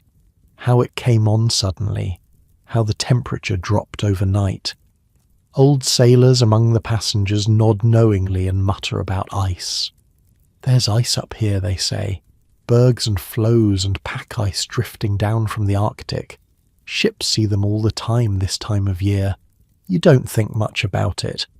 Ice is the captain's problem, not yours. He knows these waters. He knows his ship. Let him worry about what's floating out there in the darkness. Sunday morning dawns clear and bright and colder still. It's April 14th. 5 days since you boarded at Queenstown. 1 more day, maybe 2, before you reach New York. The end is close now. You can almost taste it. After breakfast, word spreads through 3rd class. Mass is being held. 2 priests from 2nd class are conducting services, one in English and French, one in German and Hungarian. Catholics are invited to attend. You go. Of course you go. Your mother would never forgive you if she found out you were on a ship with a priest and didn't take communion. And besides, it feels right somehow. One last mass before everything changes. One last moment of the faith that's shaped your whole life before you step into a country built by Protestants. The service is held in one of the common areas. Not a proper church, obviously. No pews, no altar, no stations of the cross. Just a room full of people standing and kneeling on the hard floor while Father Biles leads them through the familiar rhythms of the liturgy. The priest is English, middle-aged, balding, with a gentle voice that carries surprisingly well. He speaks in Latin first, then English, then French, repeating the key phrases so everyone can follow. The German priest, Father Peruschitz, handles the translations for the Central Europeans. His sermon is about faith, about trusting in God's plan even when the path is unclear, about the courage it takes to leave everything familiar and step into the unknown. He might be talking about Abraham, about the Israelites, about any of the wanderers in Scripture, but everyone knows he's really talking about them, the emigrants, the people crossing the ocean to start new lives. You kneel when you're supposed to kneel. Stand when you're supposed to stand. Speak the responses that you've been saying since before you could read. The Lord be with you, and with your spirit. The words come automatically like breathing. Around you, fellow Catholics do the same. Irish and Italian and Polish and German, all united for this moment in the ancient rituals of the Church. Different languages, different backgrounds, different reasons for being on this ship, but the same faith, the same prayers, the same hope for salvation. You think about your mother again. She's at Mass right now too, probably. Sunday morning in Cork, the little church where you were baptized, where you received your first communion, where you'll never set foot again. She's kneeling on the same hard wooden bench she's knelt on every Sunday since she was a girl, praying for her son who's somewhere on the ocean. The thought makes your chest tight. Homesickness, sharp and sudden. You push it down. No time for that. No use for it. You made your choice. Now you live with it. After communion, after the final blessing, people scatter back to their routines. The dining saloon for those who missed breakfast. The decks for those who want fresh air despite the cold. The common rooms for everyone else. You spend the afternoon in the general room watching life happen around you. Children play, women talk, old men doze in corners. Someone has brought out a deck of cards and a game is forming at one of the tables. You don't know the rules, but you watch anyway. Something to pass the time. Margaret appears at some point with her children. Little William is restless, bouncing off the walls, driving his mother slowly insane. Mary is quieter, content to sit at her mother's feet and play with the same bit of rope she's been carrying around since you boarded. He's going stir-crazy, Margaret says, nodding at her son. Needs to run. There's no space for it down here. You offer to take him up to the deck. Let him burn off some energy.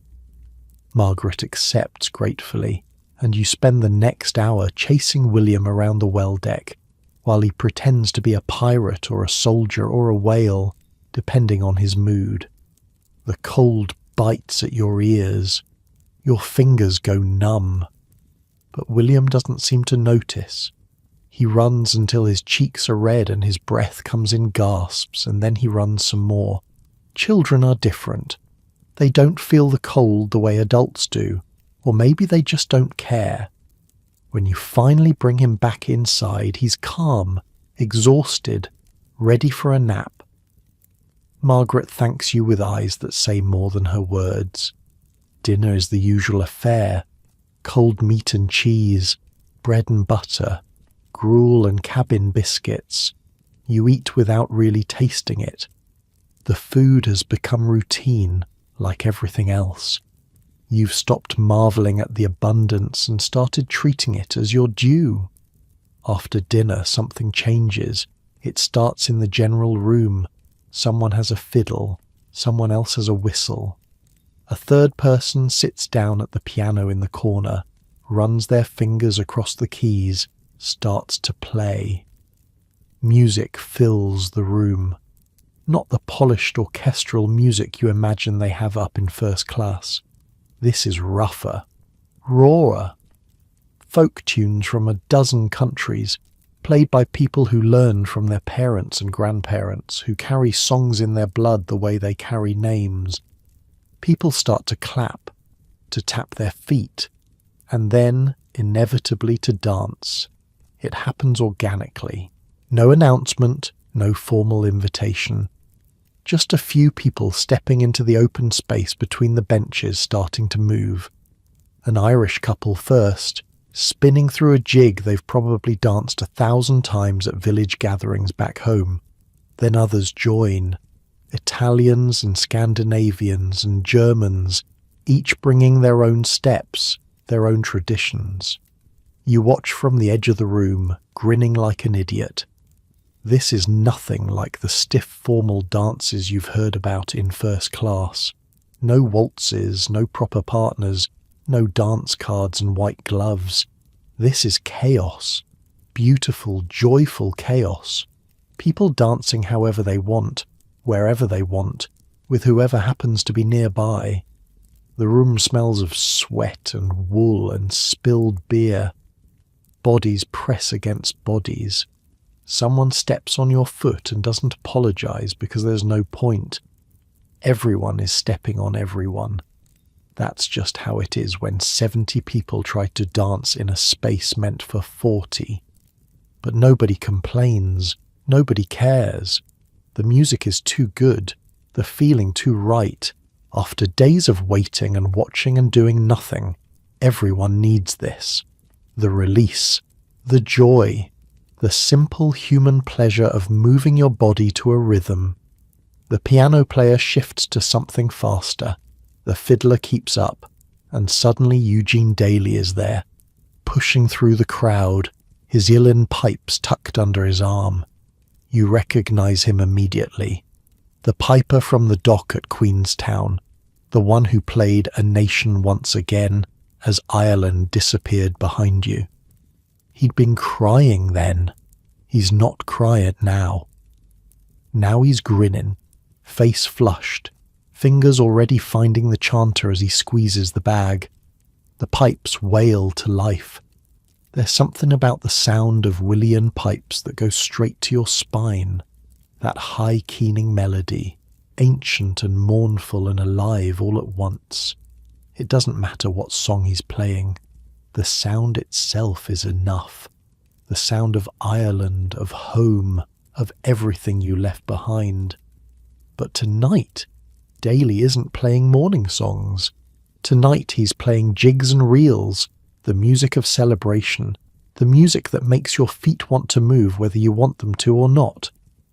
A girl appears at your elbow, young, pretty, face flushed from dancing, Swedish or Norwegian, you think, though you can't be sure. Dance, she says, the word barely audible over the music. You should say no. You're a terrible dancer. You'll step on her feet, make a fool of yourself. But her smile is wide and her eyes are bright, and what the hell? You're on a ship in the middle of the ocean. Who's going to judge you? You dance. It's clumsy at first. You don't know the steps, and neither does she, not really. You're both making it up as you go, trying to match the rhythm, trying not to crash into the other couples spinning around you. But after a minute or two it stops mattering. The music takes over. Your body finds its own rhythm. You're not dancing well, but you're dancing, and that's enough. The girl laughs. You laugh. Everyone is laughing. The room is packed now. Word has spread through third class, and people have come from everywhere. From the smoking room, from the cabins, from the open decks where they were watching the stars. The party has taken on a life of its own. Someone brings out whiskey, someone else has a bottle of wine. Glasses are filled and emptied and filled again. The dancing gets wilder, the music gets louder. The postal clerks 2 decks up are probably cursing every instrument player in steerage, but nobody down here cares. At some point, the Italians take over the floor. A group of young men from Naples or Palermo or somewhere south, dancing something that looks like controlled madness. Fast feet, dramatic arm movements, shouts and claps at unpredictable intervals. Everyone else backs off to watch, forming a circle around them, cheering them on. "Strange dance," someone mutters beside you. Amy Stanley, you think. The English girl who's been travelling alone. "But a good one," you say. She nods, clapping along with everyone else. The Italians finish with a flourish. Applause erupts. Then the Irish take the floor again, and the fiddle and pipes launch into something so fast it makes your head spin just listening. You find yourself back against the wall, catching your breath. Your legs ache, your lungs burn, but you're smiling so hard your face hurts. This is what you came for. Not the ship, not the voyage, not even America. This moment, this feeling. Being surrounded by strangers who feel like family, all of you dancing and singing and celebrating because tomorrow is uncertain and tonight is here. Padraig finds you at some point. He's been dancing too, you can tell. His hair is wild, his shirt untucked. He's holding a cup of something that might be whiskey or might be tea. Hard to tell in this light. "Hell of a night," he says. "Hell of a night," you agree. You stand there together, cousins, almost brothers, watching the party swirl around you. The music and the laughter and the stamping feet.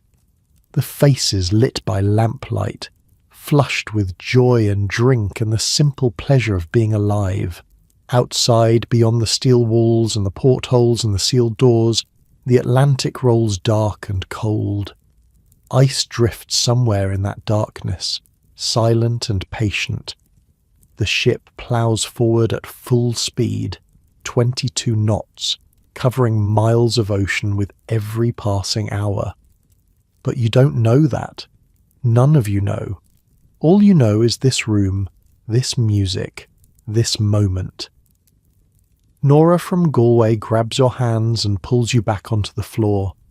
She's surprisingly spry for her age, feet moving in patterns that must have been old when her grandmother was young.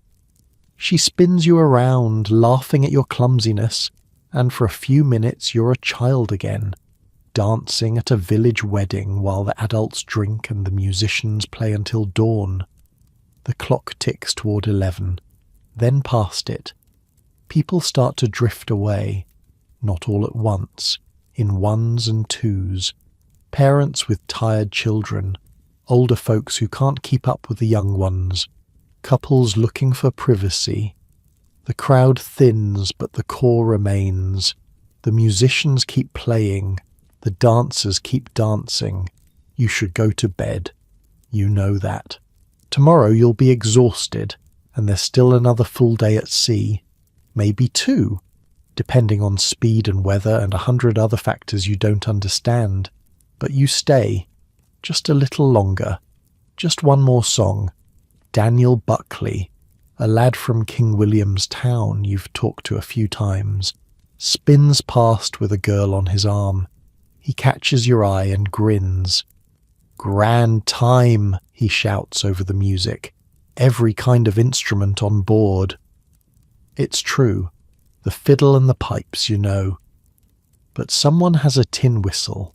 Someone else has a bodhran, the Irish drum, tapping out the heartbeat of every song. And the piano, of course. Always the piano, holding everything together. You lean against the wall and let the music wash over you. Your legs are tired, but your heart is full. This is what people mean when they talk about community. Not neighbours you wave to, not churchgoers you see on Sundays. This. Strangers who become family in the space of a few songs, bound together by rhythm and joy and the shared knowledge that tomorrow might be different but tonight is perfect. The clock ticks toward 11, then past it. People start to drift away, not all at once, in ones and twos, parents with tired children, older folks who can't keep up with the young ones, couples looking for privacy. The crowd thins, but the core remains. The musicians keep playing. The dancers keep dancing. The temperature has dropped outside. You can feel it even in here, a chill seeping through the walls. Someone mentioned seeing stars earlier, bright and clear, the kind of night sky you only get when there's no clouds or no moon. Beautiful, they said. Cold and beautiful. You should go to bed. You know that. Tomorrow you'll be exhausted, and there's still another full day at sea. Maybe 2, depending on speed and weather and 100 other factors you don't understand. But you stay. Just a little longer. Just one more song. The pipes wail. The fiddle sings. And somewhere in the darkness outside, the largest ship in the world sails on toward destiny, carrying 700 souls who have no idea what's coming. You dance. You feel it more than hear it. A shudder runs through the ship. A grinding vibration that seems to come from everywhere and nowhere. Like someone dragged something heavy along the hull. Like the world shifted slightly on its axis and then settled back again. The music stops. Not all at once, but in a ragged collapse. The fiddle trails off. The pipes deflate with a wheeze. The piano player lifts his hands from the keys and looks around, confused. For a moment everyone is silent, listening, waiting for something else to happen. Nothing does. "What was that?" someone asks. No one answers. No one knows. The ship keeps moving. The engines keep humming their steady rhythm. Whatever that was, it hasn't changed anything obvious. The floor is still level. The lights are still on. The world hasn't ended. Nervous laughter breaks the silence. Someone makes a joke about hitting a whale. Someone else suggests maybe they bumped against another ship. The tension eases. People start talking again, though more quietly now, more carefully. Eugene Daly squeezes the bag of his pipes and the music resumes, though it's a slower tune now, softer. The dancing doesn't start up again. People drift toward the walls, toward the portholes, trying to see something in the darkness outside. You check your pocket watch. It's 20 minutes to midnight. April 14th is almost over. One more day, you think. One more day, and then New York. Padraig appears at your elbow. His face is pale in the lamplight. Did you feel that? Everyone felt it. What do you think it was? You shake your head. Don't know. Probably nothing. But your heart is beating faster than it should. Something about that sound, that vibration. It felt wrong. It felt like something breaking. A steward pushes through the crowd. Young man, white jacket, numbered badge on his arm. His face is calm, professional, trained to handle situations like this. Nothing to worry about, ladies and gentlemen, he announces. Just a minor incident. Please continue enjoying your evening. Someone asks what kind of incident. The steward smiles, shrugs, says something about the captain looking into it. Nothing to concern yourselves with. Everything is under control. People want to believe him. You can see it in their faces, the relief washing over them. The ship is unsinkable, they've been told. The most advanced vessel ever built. If the crew says everything is fine, then everything must be fine. You want to believe him too. It would be easier. Go back to dancing, go back to drinking, forget that strange grinding noise and the shudder that ran through the hull. The stewards know what they're doing. The captain knows what he's doing. You're just a farm boy from Cork. What do you know about ships? But your body doesn't believe. Your body knows something is wrong. The sweat on your palms, the tension in your shoulders, the way your ears keep straining for another sound, another sign that the world is about to change. The party resumes, but it's different now. Muted. People keep glancing at the portholes, keep pausing in their conversations to listen for something else. The joy of an hour ago has been replaced by something tenser, something waiting.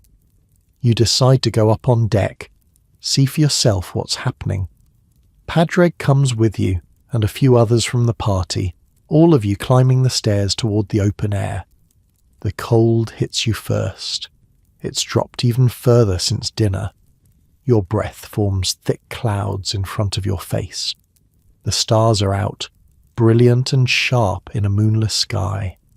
The ocean is calm as glass, black and still in every direction. And there, on the starboard side of the deck, you see it. Ice. Not much. Just chunks and pieces scattered across the wooden planking. White and gleaming in the starlight. Someone must have scooped them up from somewhere. Some men are kicking at them, laughing, pretending to play football with the pieces. Where'd this come from? Padraig asks. You look out at the water, and there, far behind you now, you can just make out a shape in the darkness. A mountain of white glowing faintly against the black sky. Massive, silent, already receding into the distance as the ship sails on. An iceberg. You hit an iceberg. Your stomach drops. You've heard stories about icebergs. Everyone has. Ships lost in these waters. Vessels torn open by ice that floats 9/10 below the surface. Invisible until it's too late. But the Titanic keeps sailing. The engines keep running. Nobody seems panicked. The men playing football with the ice chunks are still laughing, still joking. If something was really wrong, surely the ship would have stopped. Surely someone would be raising an alarm. You stand at the railing and watch the iceberg disappear into the night. Your hands are shaking, but maybe that's just the cold. Maybe that's just the whiskey wearing off. Maybe everything really is fine. We should go back inside, Padraig says. His teeth are chattering. Freezing out here. You nod, but you don't move. Something keeps you rooted to the spot. Some instinct you can't name. The ship feels different somehow. Tilted slightly forward, maybe. Or maybe that's your imagination. Maybe you're looking for trouble where there isn't any. A steward appears on deck. Different one this time. Older. More serious. Everyone please return to your cabins, he announces. Put on your life belts as a precaution. This is just a drill. Nothing to worry about. A drill. At midnight. In the middle of the Atlantic. You look at Padraig. He looks at you. Neither of you believes it. But you go. What else can you do? You're not crew. You don't know how ships work. If they say it's a drill, maybe it's a drill. Maybe this is normal. Maybe you're being paranoid. Back below decks, the corridors are filling with people. Passengers emerging from their cabins, bleary-eyed and confused. Some are wearing their life belts, the bulky cork vests that were stored under their bunks. Others are still in their nightclothes, asking what's happening, why they've been woken. The stewards move through the crowd, calm and efficient. Just a precaution. Put on your life belts. Everything is fine. There's no danger. They're lying. You know they're lying. Or maybe they don't know themselves. Maybe they've been told to keep everyone calm while the officers figure out what to do. You reach your cabin. Margaret is already awake, already dressed, already struggling to get the life belts on her children. Little William is crying. Mary is silent, wide-eyed, clutching that same piece of rope she's carried everywhere. "What's happening?" Margaret asks. Her voice is steady, but her hands are shaking. "We hit something. Ice, I think. They're saying it's just a precaution." "But you don't believe them." "You don't answer. You don't have to." Padraig finds his own life belt, the one assigned to his bunk. You find yours. The cork is stiff and cold, the straps confusing in the dim light. It takes you 3 tries to get it fastened properly. Margaret finishes with the children and turns to you. "Daniel," she says, "my husband. He's forward, with the other men. I need to find him." You think of the barriers between the sections, the gates that separate the single men from the families, the distance between the bow and the stern, all those corridors and stairwells and watertight doors. I'll help you look. The 3 of you leave the cabin. You, Margaret with her children, Padraig. The corridor is packed now, a river of people flowing in both directions, everyone talking at once, English and Irish and Swedish and Finnish, a dozen languages overlapping in confusion and fear. A steward blocks your path at the foot of the main staircase. "Women and children only," he says. "Please wait here. We'll be moving you to the boat deck shortly." "My husband is forward," Margaret says. "I need to find him." "I'm sorry, Mum. The forward sections are being evacuated separately. You'll see him on deck." She doesn't believe him any more than you do, but what can she do?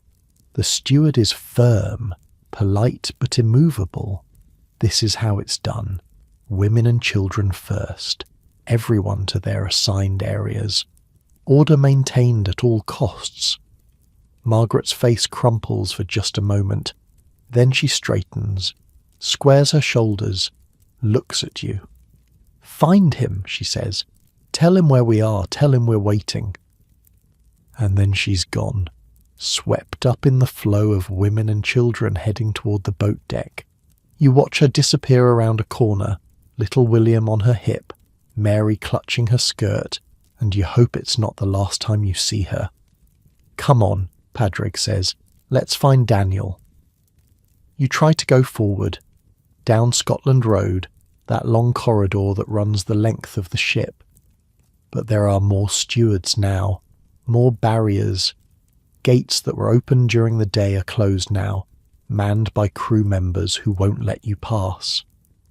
"For your safety," they keep saying, "please wait here. We'll direct you shortly."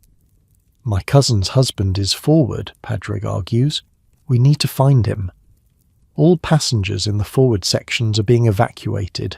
You'll meet them on deck. "But the gates are locked." "How can they get out if the gates are locked?"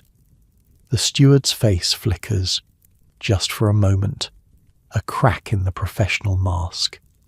"The gates are being opened as needed, sir. Please remain calm. Everything is under control." Everything is under control. They keep saying that, like if they say it enough times, it will become true. But shortly never comes. The minutes tick by. The crowd grows larger. People are pushing now, pressing against the barriers, voices rising in anger and fear. A woman screams somewhere behind you. A child is crying. The stewards are losing control. You can see it happening in real time. And slowly, terribly, you start to notice that the floor is no longer level. The ship is tilting forward. It's subtle at first, barely noticeable. But the longer you stand there, the more obvious it becomes. Water bottles roll toward the bow. Loose items slide across tables. The whole world is shifting degree by degree toward the front of the ship, toward the iceberg wound, toward the water pouring in. Panic starts to spread through the crowd. People push against the barriers. Voices rise in fear and anger. The stewards do their best to maintain calm, but their faces have changed now. The professional masks are slipping. They know something you don't, something bad. There's another way, someone says. A man you don't recognize. Older, weathered face. One of the Scandinavians, maybe. Follow me. He leads a group of you through a side passage, through a door marked crew only, up a stairwell you've never seen before. The route is confusing, twisting, but he seems to know where he's going. Maybe he's been exploring. Maybe he's done this crossing before. You emerge on a deck you don't recognize. Second-class territory, maybe. The furniture is nicer, the carpet's thicker. Passengers are milling about here too, wearing life belts, looking lost. Up, the man says. Keep going up. The lifeboats are on the boat deck. You climb. More stairs. More corridors. Past staterooms with doors hanging open, belongings scattered across beds. Past confused stewards who let you pass without challenge. The chaos is spreading now. The order is breaking down, and then you're outside, on the boat deck, the highest point on the ship, where the lifeboats hang in their davits like strange white cocoons. The cold is brutal, far worse than earlier. Your breath freezes in your lungs. Your fingers go numb almost instantly. The temperature must be below freezing. The air burns your skin, cuts through your clothes like they're made of paper. But you barely notice because you're looking at the bow of the ship, at the forward deck, at the place where the prow should be rising toward the stars. It's underwater. The front of the Titanic is underwater. You can see it clearly in the starlight. The bow submerged, the deck sloping down into the black water. The ship is sinking. The unsinkable ship is sinking. For a moment your mind refuses to accept it. This can't be happening. This ship is 900 feet long, 45,000 tons of steel and iron and British engineering. Ships like this don't sink. They told you it couldn't sink. Everyone told you. But the water doesn't care what you were told. The water keeps rising. Around you, people are screaming, crying, praying. Officers are shouting orders, trying to load the lifeboats, trying to maintain some kind of control. But there's not enough room, not enough boats. You can see that immediately. There are hundreds of people up here and only a handful of boats being lowered into the water. You have to find Daniel. You promised Margaret. But Daniel is forward, in the section that's already flooding. If he's not up here already, if he didn't get out before the water came.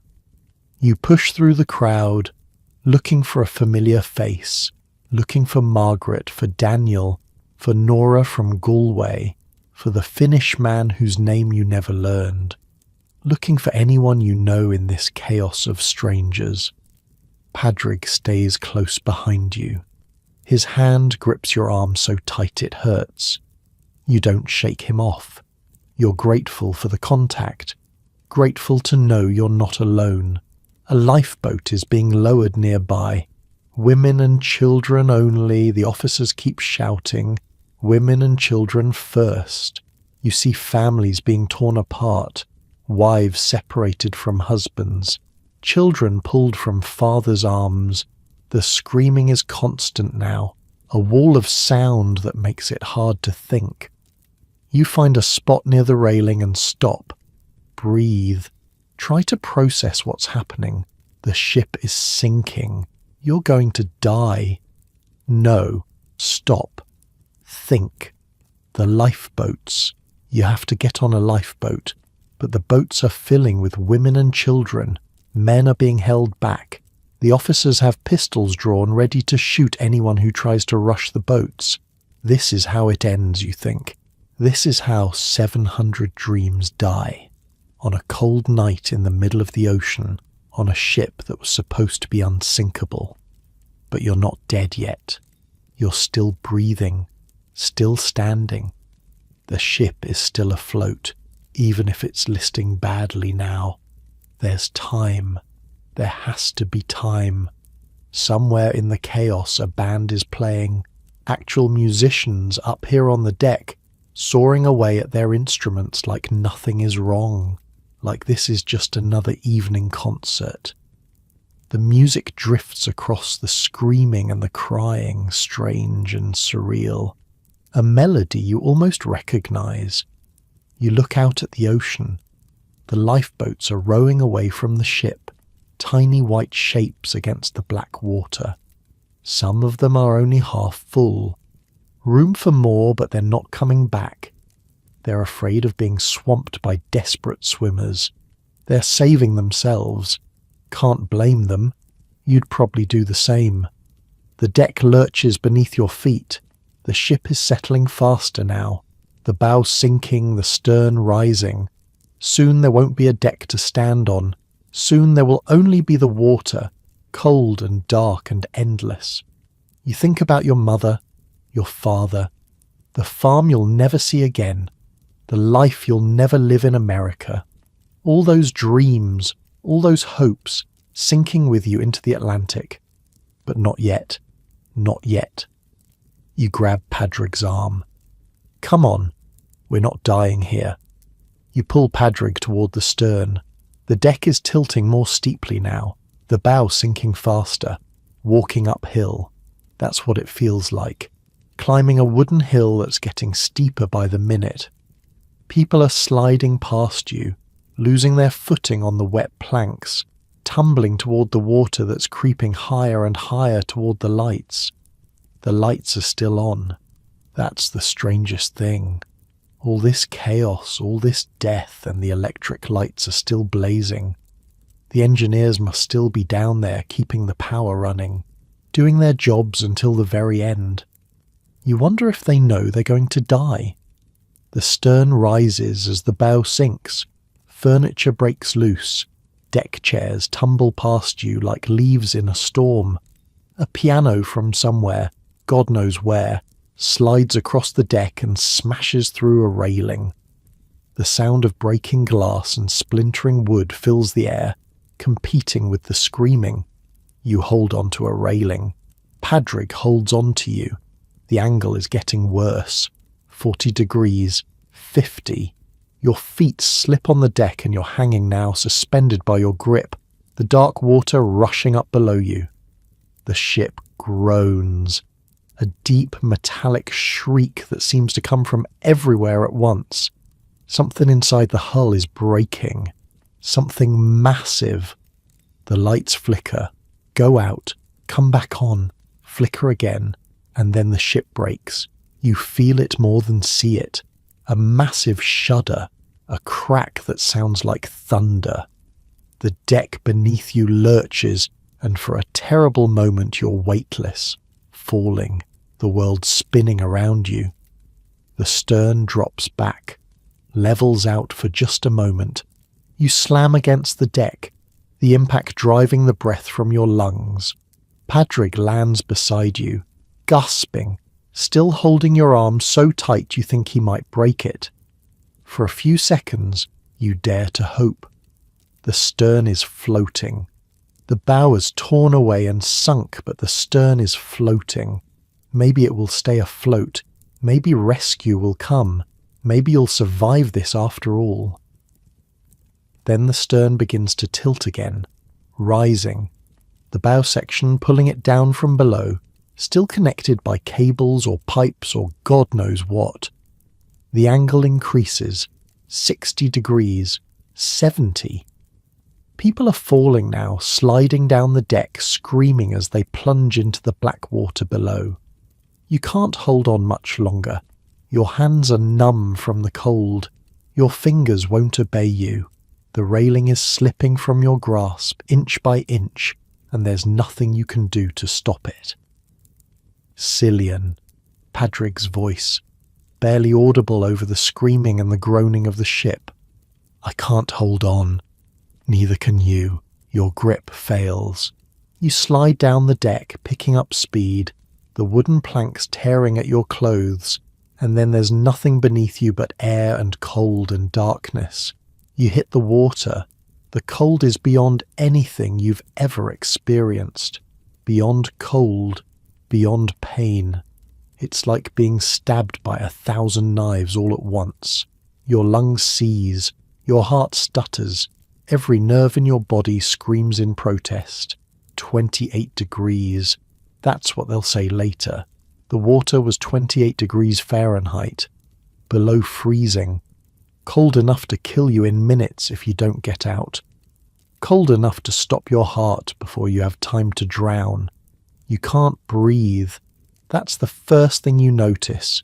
Your chest is locked, frozen, refusing to work. Your body is in shock, shutting down, trying to protect itself from a threat it was never designed to survive. The gasp reflex hits you, forcing air out of your lungs, trying to force water in. You fight it. Clamp your mouth shut. Force yourself to stay calm when every instinct is screaming at you to panic. Move. You have to move. You force your arms to work.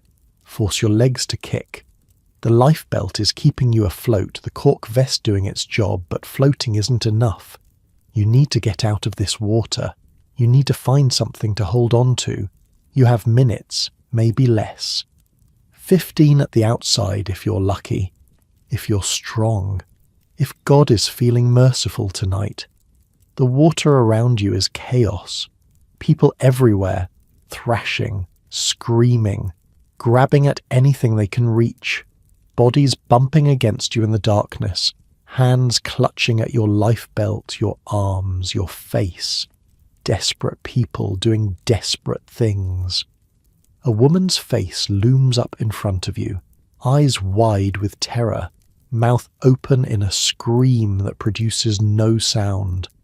She grabs your shoulder and tries to climb onto you, to use you as a raft, and you feel yourself being pushed under. You push them away. You have to. If you let them drag you under, you both die. One of them grabs your ankle and pulls, and you kick free, the guilt already settling in your stomach like a stone. But survival isn't pretty. Survival is ugly and selfish and cold. "Padrig!" you shout, or try to shout. Your voice comes out as a croak, barely louder than a whisper. The cold is in your throat now, in your lungs, stealing your breath and your voice and your strength. You can't see him. You can't see anything, just the darkness and the churning water and the shapes of other people struggling to stay alive. The ship is gone, slipped beneath the surface while you were falling. The largest ship in the world vanished in seconds, leaving nothing but wreckage and bodies and a spreading pool of debris. Something bumps against your leg. Wood.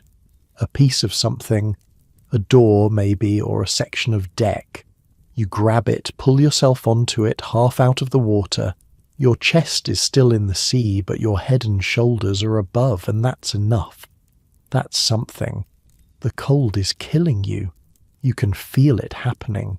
Your fingers have stopped working, your legs are numb, your thoughts are slowing down, becoming fuzzy and strange. Hypothermia, that's the word. Your body temperature dropping faster than it can recover. Death by degrees. You think about your mother, your father, the farm in Cork that you'll never see again, the sister in Boston who doesn't know yet that her brother is dying in the middle of the Atlantic. You think about America, all those dreams, all those plans, the new life you were going to build, gone now, sinking with the ship, freezing with your body. Around you, the screaming continues, hundreds of voices crying out in the darkness, calling for help, calling for God, calling for their mothers. The sound is like nothing you've ever heard, like nothing you ever want to hear again. And then slowly the screaming stops, not all at once, one voice at a time, the cold taking them, the water claiming them, the silence spreading across the sea like a blanket, until there's nothing left but the lapping of waves and the creak of floating wood. You're still alive. You don't know how, you don't know why, but you're still alive, and you're going to stay alive because you promised your mother you'd write to her from New York, and you're damn well going to keep that promise. Time passes. You don't know how much. The stars wheel overhead, indifferent to the suffering below. The cold gnaws at you, patient and relentless. You stop shivering at some point. That's bad, you know. That means your body has given up trying to warm itself. That means the end is close. But you don't give up. You can't. Not yet. A voice in the darkness, calling out. Someone else still alive, still fighting. Here, you try to shout. Over here. Your voice is barely a whisper, but somehow they hear you. Or maybe they just drift close by accident. A shape in the darkness clinging to a piece of wreckage just like you. A familiar shape. Padrig? Cillian. His voice is weak, broken, but alive. I thought you were gone.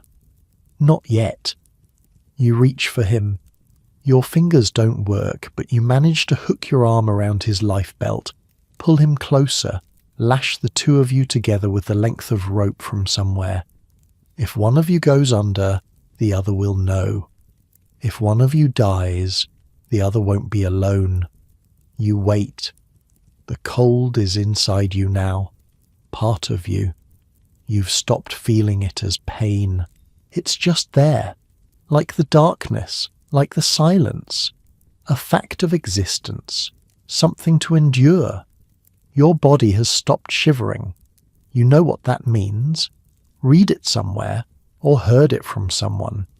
When you stop shivering, it means your body has given up trying to warm itself. It means the end is close. The hypothermia is winning. Your core temperature is dropping degree by degree, and soon your heart will slow, and your thoughts will fade, and you'll just slip away into the darkness. But not yet. Not yet. You press closer to Padrig, share what little warmth you have left. His breathing is shallow, ragged, but steady. He's alive. You're both alive. For now, that has to be enough. You think about the party, just a few hours ago, dancing and laughing and drinking whiskey while the band played, Eugene Daly's pipes wailing out jigs and reels, the Swedish girl whose name you never learned, the Italians doing their strange dance while everyone cheered, all those people, all that joy, and now most of them are dead, floating in the water around you, sinking to the bottom of the ocean 2 miles down, to rest on the seafloor until the end of time. You think about Margaret, her children. Did they make it to a lifeboat? Are they out there somewhere in the darkness, safe and warm while you freeze? You hope so. You pray so. Little William and Mary deserve to grow up, deserve to see America. You think about Daniel, Margaret's husband, forward with the other men when the ship started sinking. Did he get out? Did anyone get out from that section? The water came in so fast. The gates were closed. Maybe some of them made it. Maybe none of them did. You'll probably never know. Lights, far away, moving across the water. At first you think you're imagining it. Your mind playing tricks on you, creating hope where there is none. But Padrig sees it too, points with a hand that won't stop shaking. Boats, he whispers, lifeboats. They're coming back, some of them at least, looking for survivors, looking for anyone still alive in this graveyard of floating bodies. You try to shout. Nothing comes out. You try to wave. Your arm won't cooperate. All you can do is wait and hope and pray that they see you, that they're close enough, that they care enough to stop. The light gets closer. Voices now. People calling out, asking if anyone's alive. You try to answer. A sound comes out of your mouth, but you don't recognize it as your voice. Something broken, something barely human. But they hear you. Hands reach down, grab your life belt, pull you up, out of the water, into a boat that rocks dangerously under the weight of too many survivors. You don't remember climbing in. You don't remember anything except the sudden absence of the cold water, the rough wool of a blanket being wrapped around your shoulders, the face of a stranger looking down at you with concern and pity. Someone is rubbing your arms, your legs, trying to bring the blood back. It hurts. Everything hurts. The return of feeling is almost worse than the numbness. Your fingers and toes are on fire, burning with the cold that's trapped inside them. Padraig is beside you, alive. Barely, but alive. Someone is pouring something into his mouth. Whiskey, maybe, or brandy. Something to fight the cold from the inside. You feel liquid at your own lips. Drink without thinking. The burn in your throat is the first warm thing you've felt in hours. You're in lifeboat 14, Officer Lowe's boat. You'll learn that later. He went back. Most of the boats didn't. Most of the boats rowed away from the screaming and never returned. But Lowe went back, transferred his passengers to other boats, and returned to pull survivors from the water. Not many. By the time he got there, most of them were already dead. But some, a few, enough to matter. Right now, you don't know any of that. You don't know anything except that you're not in the water anymore. You're not going to freeze to death tonight. Against all odds, against all logic, against everything the cold Atlantic tried to do to you, you're going to live. The boat is full of other survivors, some conscious, some not. A few are crying. Most are silent, staring at nothing, their faces blank with shock. You understand. You feel the same way.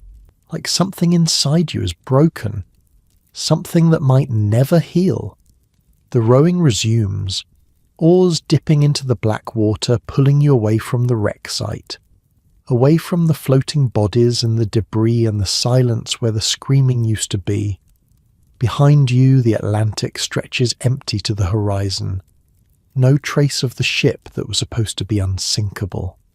No sign of the 700 dreams that sank with her. Just water and darkness and stars, indifferent to everything that's happened. You survived. You don't know how. You don't know why. But you survived, and now you have to figure out what that means, how to keep living when so many others died, how to carry the weight of this night for the rest of your life.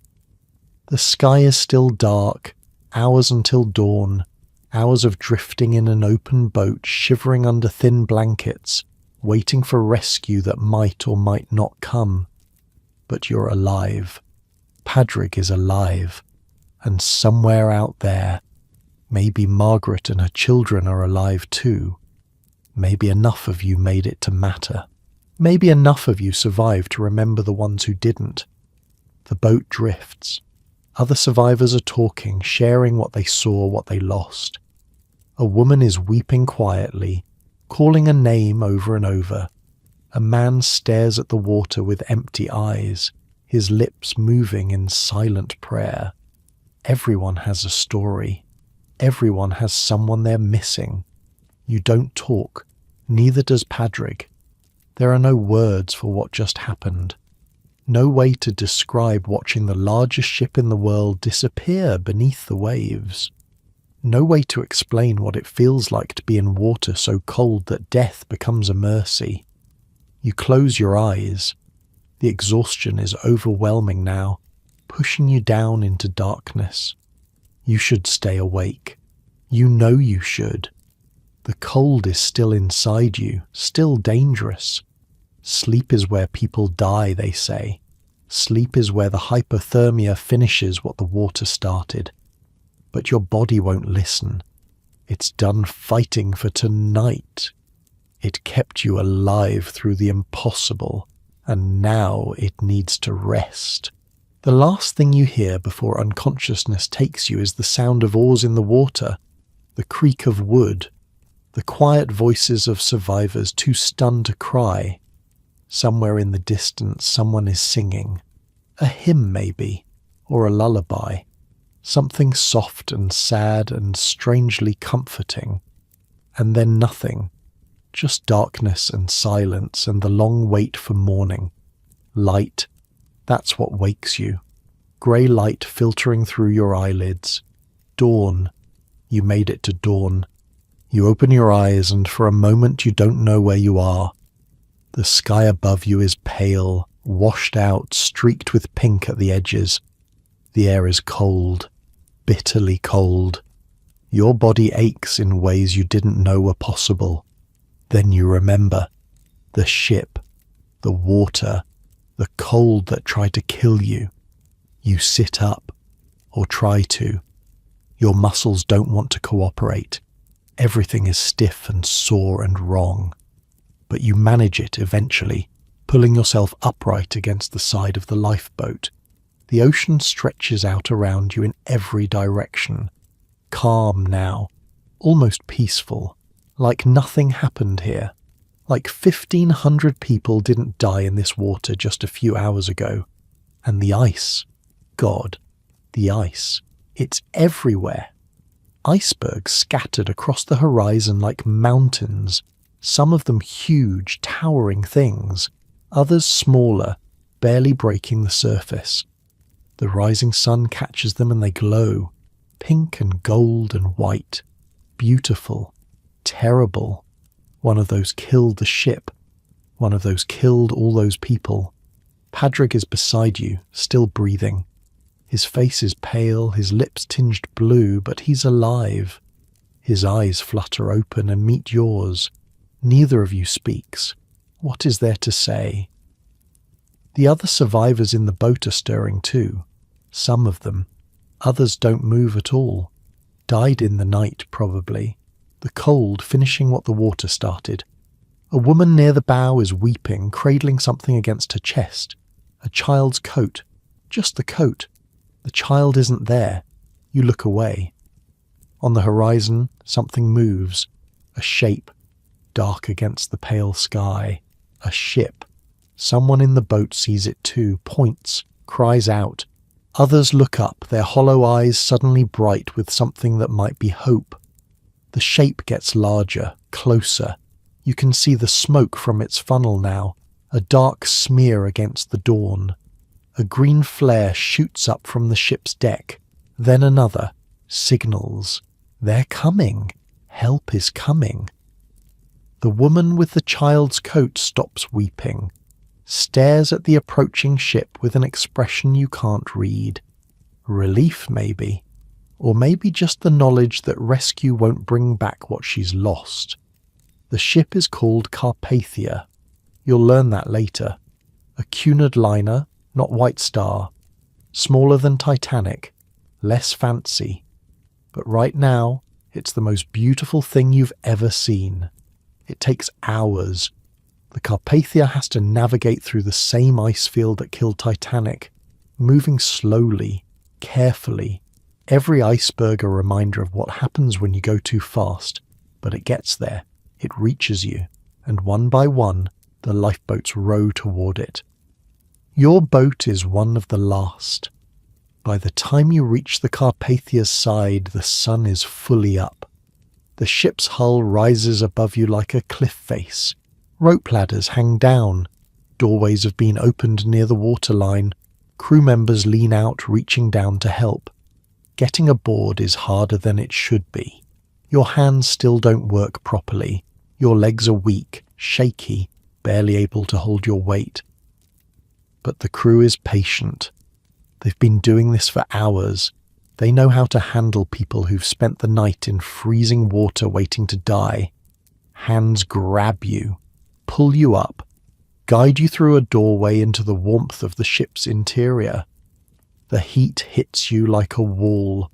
Your skin prickles, your eyes water. After hours in the cold, ordinary room temperature feels like standing next to a fire. Someone wraps a blanket around your shoulders. Someone else presses a cup into your hands. Hot coffee. You drink it without thinking, the heat spreading through your chest, your stomach thawing you from the inside. Padraig is beside you, still alive, still breathing. You made it. Both of you. Somehow, against all odds, you made it. The Carpathia's passengers have given up their cabins, their clothes, their food. Everything they have, they're sharing with the survivors. A woman your mother's age takes your arm and leads you to a chair, sits you down, brings you soup and bread and another blanket. Her eyes are kind. She doesn't ask questions, doesn't pry, just takes care of you like you're her own son. You eat. The first food you've had since dinner on Titanic. It tastes like nothing. Everything tastes like nothing right now, but you eat anyway, because your body needs it, because you're alive and you need to stay that way. The morning passes in a blur. More survivors being brought aboard. People searching for loved ones, calling out names, hoping for answers that usually don't come. Sometimes there are reunions. A husband finding his wife. A mother finding her children.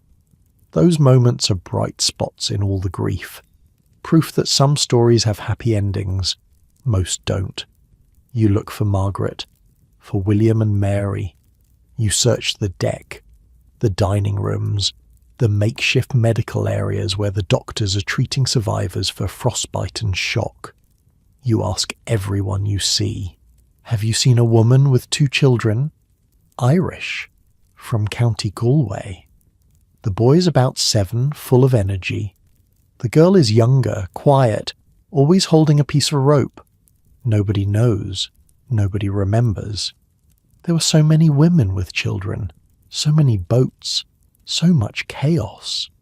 They might be here somewhere. They might not. You never find them.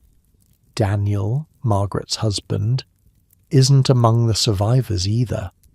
The men in the forward section, the ones who saw the water flooding in, who tried to find their way through corridors they'd never walked before, through gates that may or may not have been locked, upstairs marked crew only.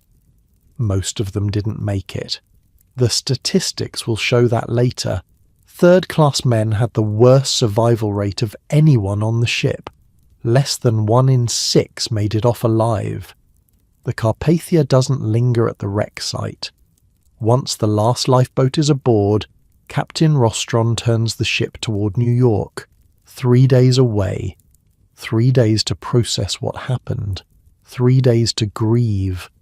You spend most of that time on deck staring at the ocean, not thinking about anything in particular, just existing, breathing, being alive when so many others aren't.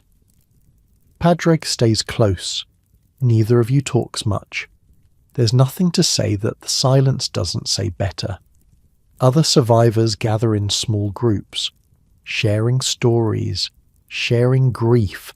Some of them are angry, talking about the lifeboats that rowed away half empty, the crew members who wouldn't let people through, the gates that were closed when they should have been open. You listen, but don't join in. Anger takes energy you don't have right now. On the 3rd day, you see New York. The Statue of Liberty rises out of the harbour, green and distant, holding a torch. The symbol of everything you came here for. Freedom, opportunity, a new life. You thought you'd feel something when you saw it. Joy, maybe. Relief. Instead, you feel nothing. Just tired. Just empty. Just glad the journey is over. The Carpathia docks at night, in the rain. Thousands of people are waiting at the pier. Families of passengers hoping their loved ones survived. Reporters looking for stories. Curious onlookers who want to see the survivors of the famous disaster. The electric lights on the pier are blinding after 3 days at sea. First class gets off first. Of course they do. Even after everything, they get priority. Second class follows. Then, finally, third class. But not right away. Third class has to wait while immigration officials check their papers, make sure they're healthy, make sure they're not carrying diseases, make sure they're fit to enter the country. It takes hours. You sit in the Carpathia's dining room wrapped in borrowed clothes, waiting for a man with a clipboard to decide whether you're allowed to set foot on American soil. The same country you almost died trying to reach. The same country that built a statue promising to welcome the tired and poor and huddled masses. That country wants to make sure you're not too tired, too poor, too huddled before they let you in. They let you in, eventually, around midnight. Nearly 3 hours after the first-class passengers walked off into the arms of their waiting families, you step onto the pier in the rain, 19 years old, no money, no belongings except the clothes on your back, and nobody waiting for you. But you're alive. That has to count for something. The weeks that follow are hard. Finding work, finding a place to sleep, writing to your family in Ireland, telling them you survived, waiting for their reply, watching the newspapers fill with stories about Titanic, the investigations, the blame, the questions nobody wants to answer. The British inquiry happens in May. They call witnesses, officers, crew members, first-class passengers who saw things, heard things, remember things. They examine the ship's design, the iceberg warnings that were ignored, the lifeboats that weren't filled. They don't call a single third-class passenger. Not one. All those people who were in the corridors, who couldn't find their way out, who waited for instructions that never came, who died by the hundreds while the first-class passengers strolled onto lifeboats with the room to spare. None of them get to tell their story. None of them get to say what really happened down in Scotland Road, in those winding passageways, behind those gates that may or may not have been locked. The inquiry concludes that the ship's design didn't give any class an advantage in reaching the lifeboats. That's what they say. That third class had just as much chance as anyone else. It's a lie.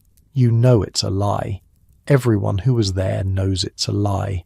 The lifeboats were on the boat deck. Third class was 3 decks down. Through corridors marked crew only. Past gates that crew members kept closed for your safety. First class could walk to the boats in minutes. Third class had to fight their way through a maze they'd never seen before, in the dark, while the ship was sinking. But the inquiry doesn't want to hear that. The inquiry wants to close the books, assign some blame, make some recommendations about lifeboats and radio watches, and move on.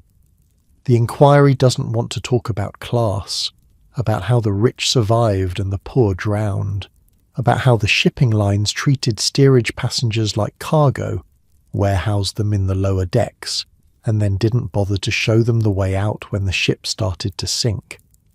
The era was supposed to be different. The new ships were supposed to be better, cleaner, more humane. And they were in a way. The cabins were nicer than the dormitories on the old coffin ships. The food was better. The treatment was more respectful.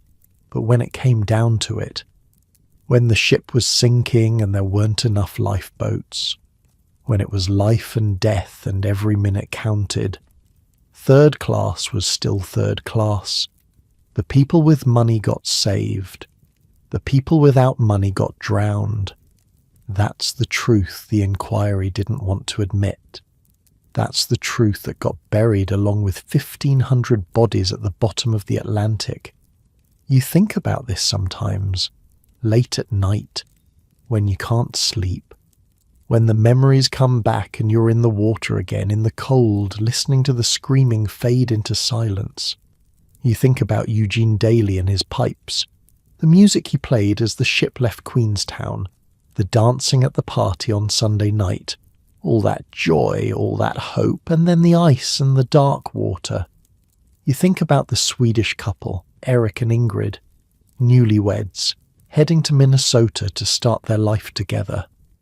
You never found out if they survived. Probably not. Most of the couples got separated, women to the boats, men left behind. You think about Nora from Galway, the grandmother who'd crossed the Atlantic 3 times before, who knew how ships worked, who'd seen good ones and bad ones. This was supposed to be the best one, the unsinkable one.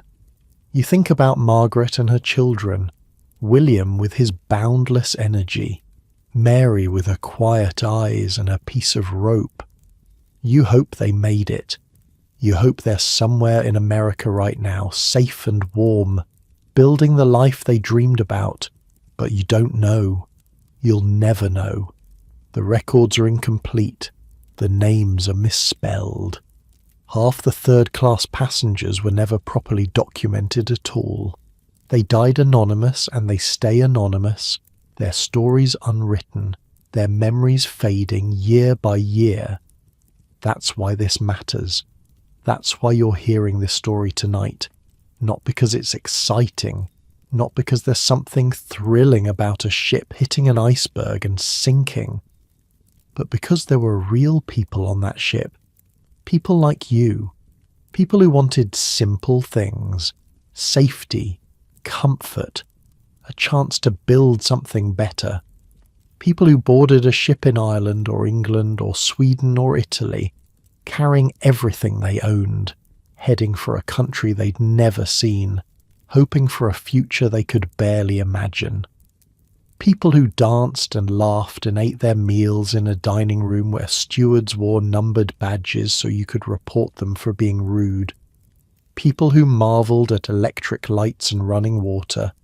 People who wrote letters home saying this is the most beautiful ship in the world. People who deserved better than they got. So here you are, in your bed, in your warm room, with your pillow and your blankets, and your glass of water on the nightstand. Safe, comfortable, alive. The ocean is far away. The ice is far away. The cold that killed 1,500 people is just a story now, just words, just something that happened to someone else a long time ago. But it happened. And somewhere, 2 miles down at the bottom of the Atlantic, the ship is still there, broken in 2, covered in rust, home to fish and crabs and the slow decay of everything that used to be beautiful. The grand staircases, the dining saloons, the smoking rooms and the general rooms and the cabins with their thin wooden walls, Scotland Road, all of it gone, preserved in the cold and the dark where no one will ever walk those corridors again. The people who died there are gone too, their bones scattered on the seafloor or dissolved into the water itself, but their stories remain, their hopes remain, the dreams they carried with them across the ocean, those remain, and that's worth remembering, that's worth telling. So tonight, as you drift off to sleep, think about them. Think about the third-class passengers of the Titanic, the immigrants, the workers, the families chasing a better life. Think about what they went through, what they hoped for, what they lost, and be grateful for your warm bed, for your safety, for the fact that you get to wake up tomorrow and keep living, keep dreaming, keep building whatever life you want to build. They didn't get that chance, but you do. Don't waste it. Your eyes are heavy now. Your breathing is slow. The story is over and sleep is coming, soft and warm and safe. Let it come. Let the darkness wrap around you like a blanket. Let your thoughts drift away, out across the water, back through time, to a ship that was supposed to be unsinkable, to people who were supposed to reach New York, to dreams that were supposed to come true. They're at peace now, all of them, the ones who made it and the ones who didn't. The ocean has been still for 100 years, and the dead have been sleeping. and the world has moved on. But we remember, we always remember. Good night, sleep well, and dream of better crossings.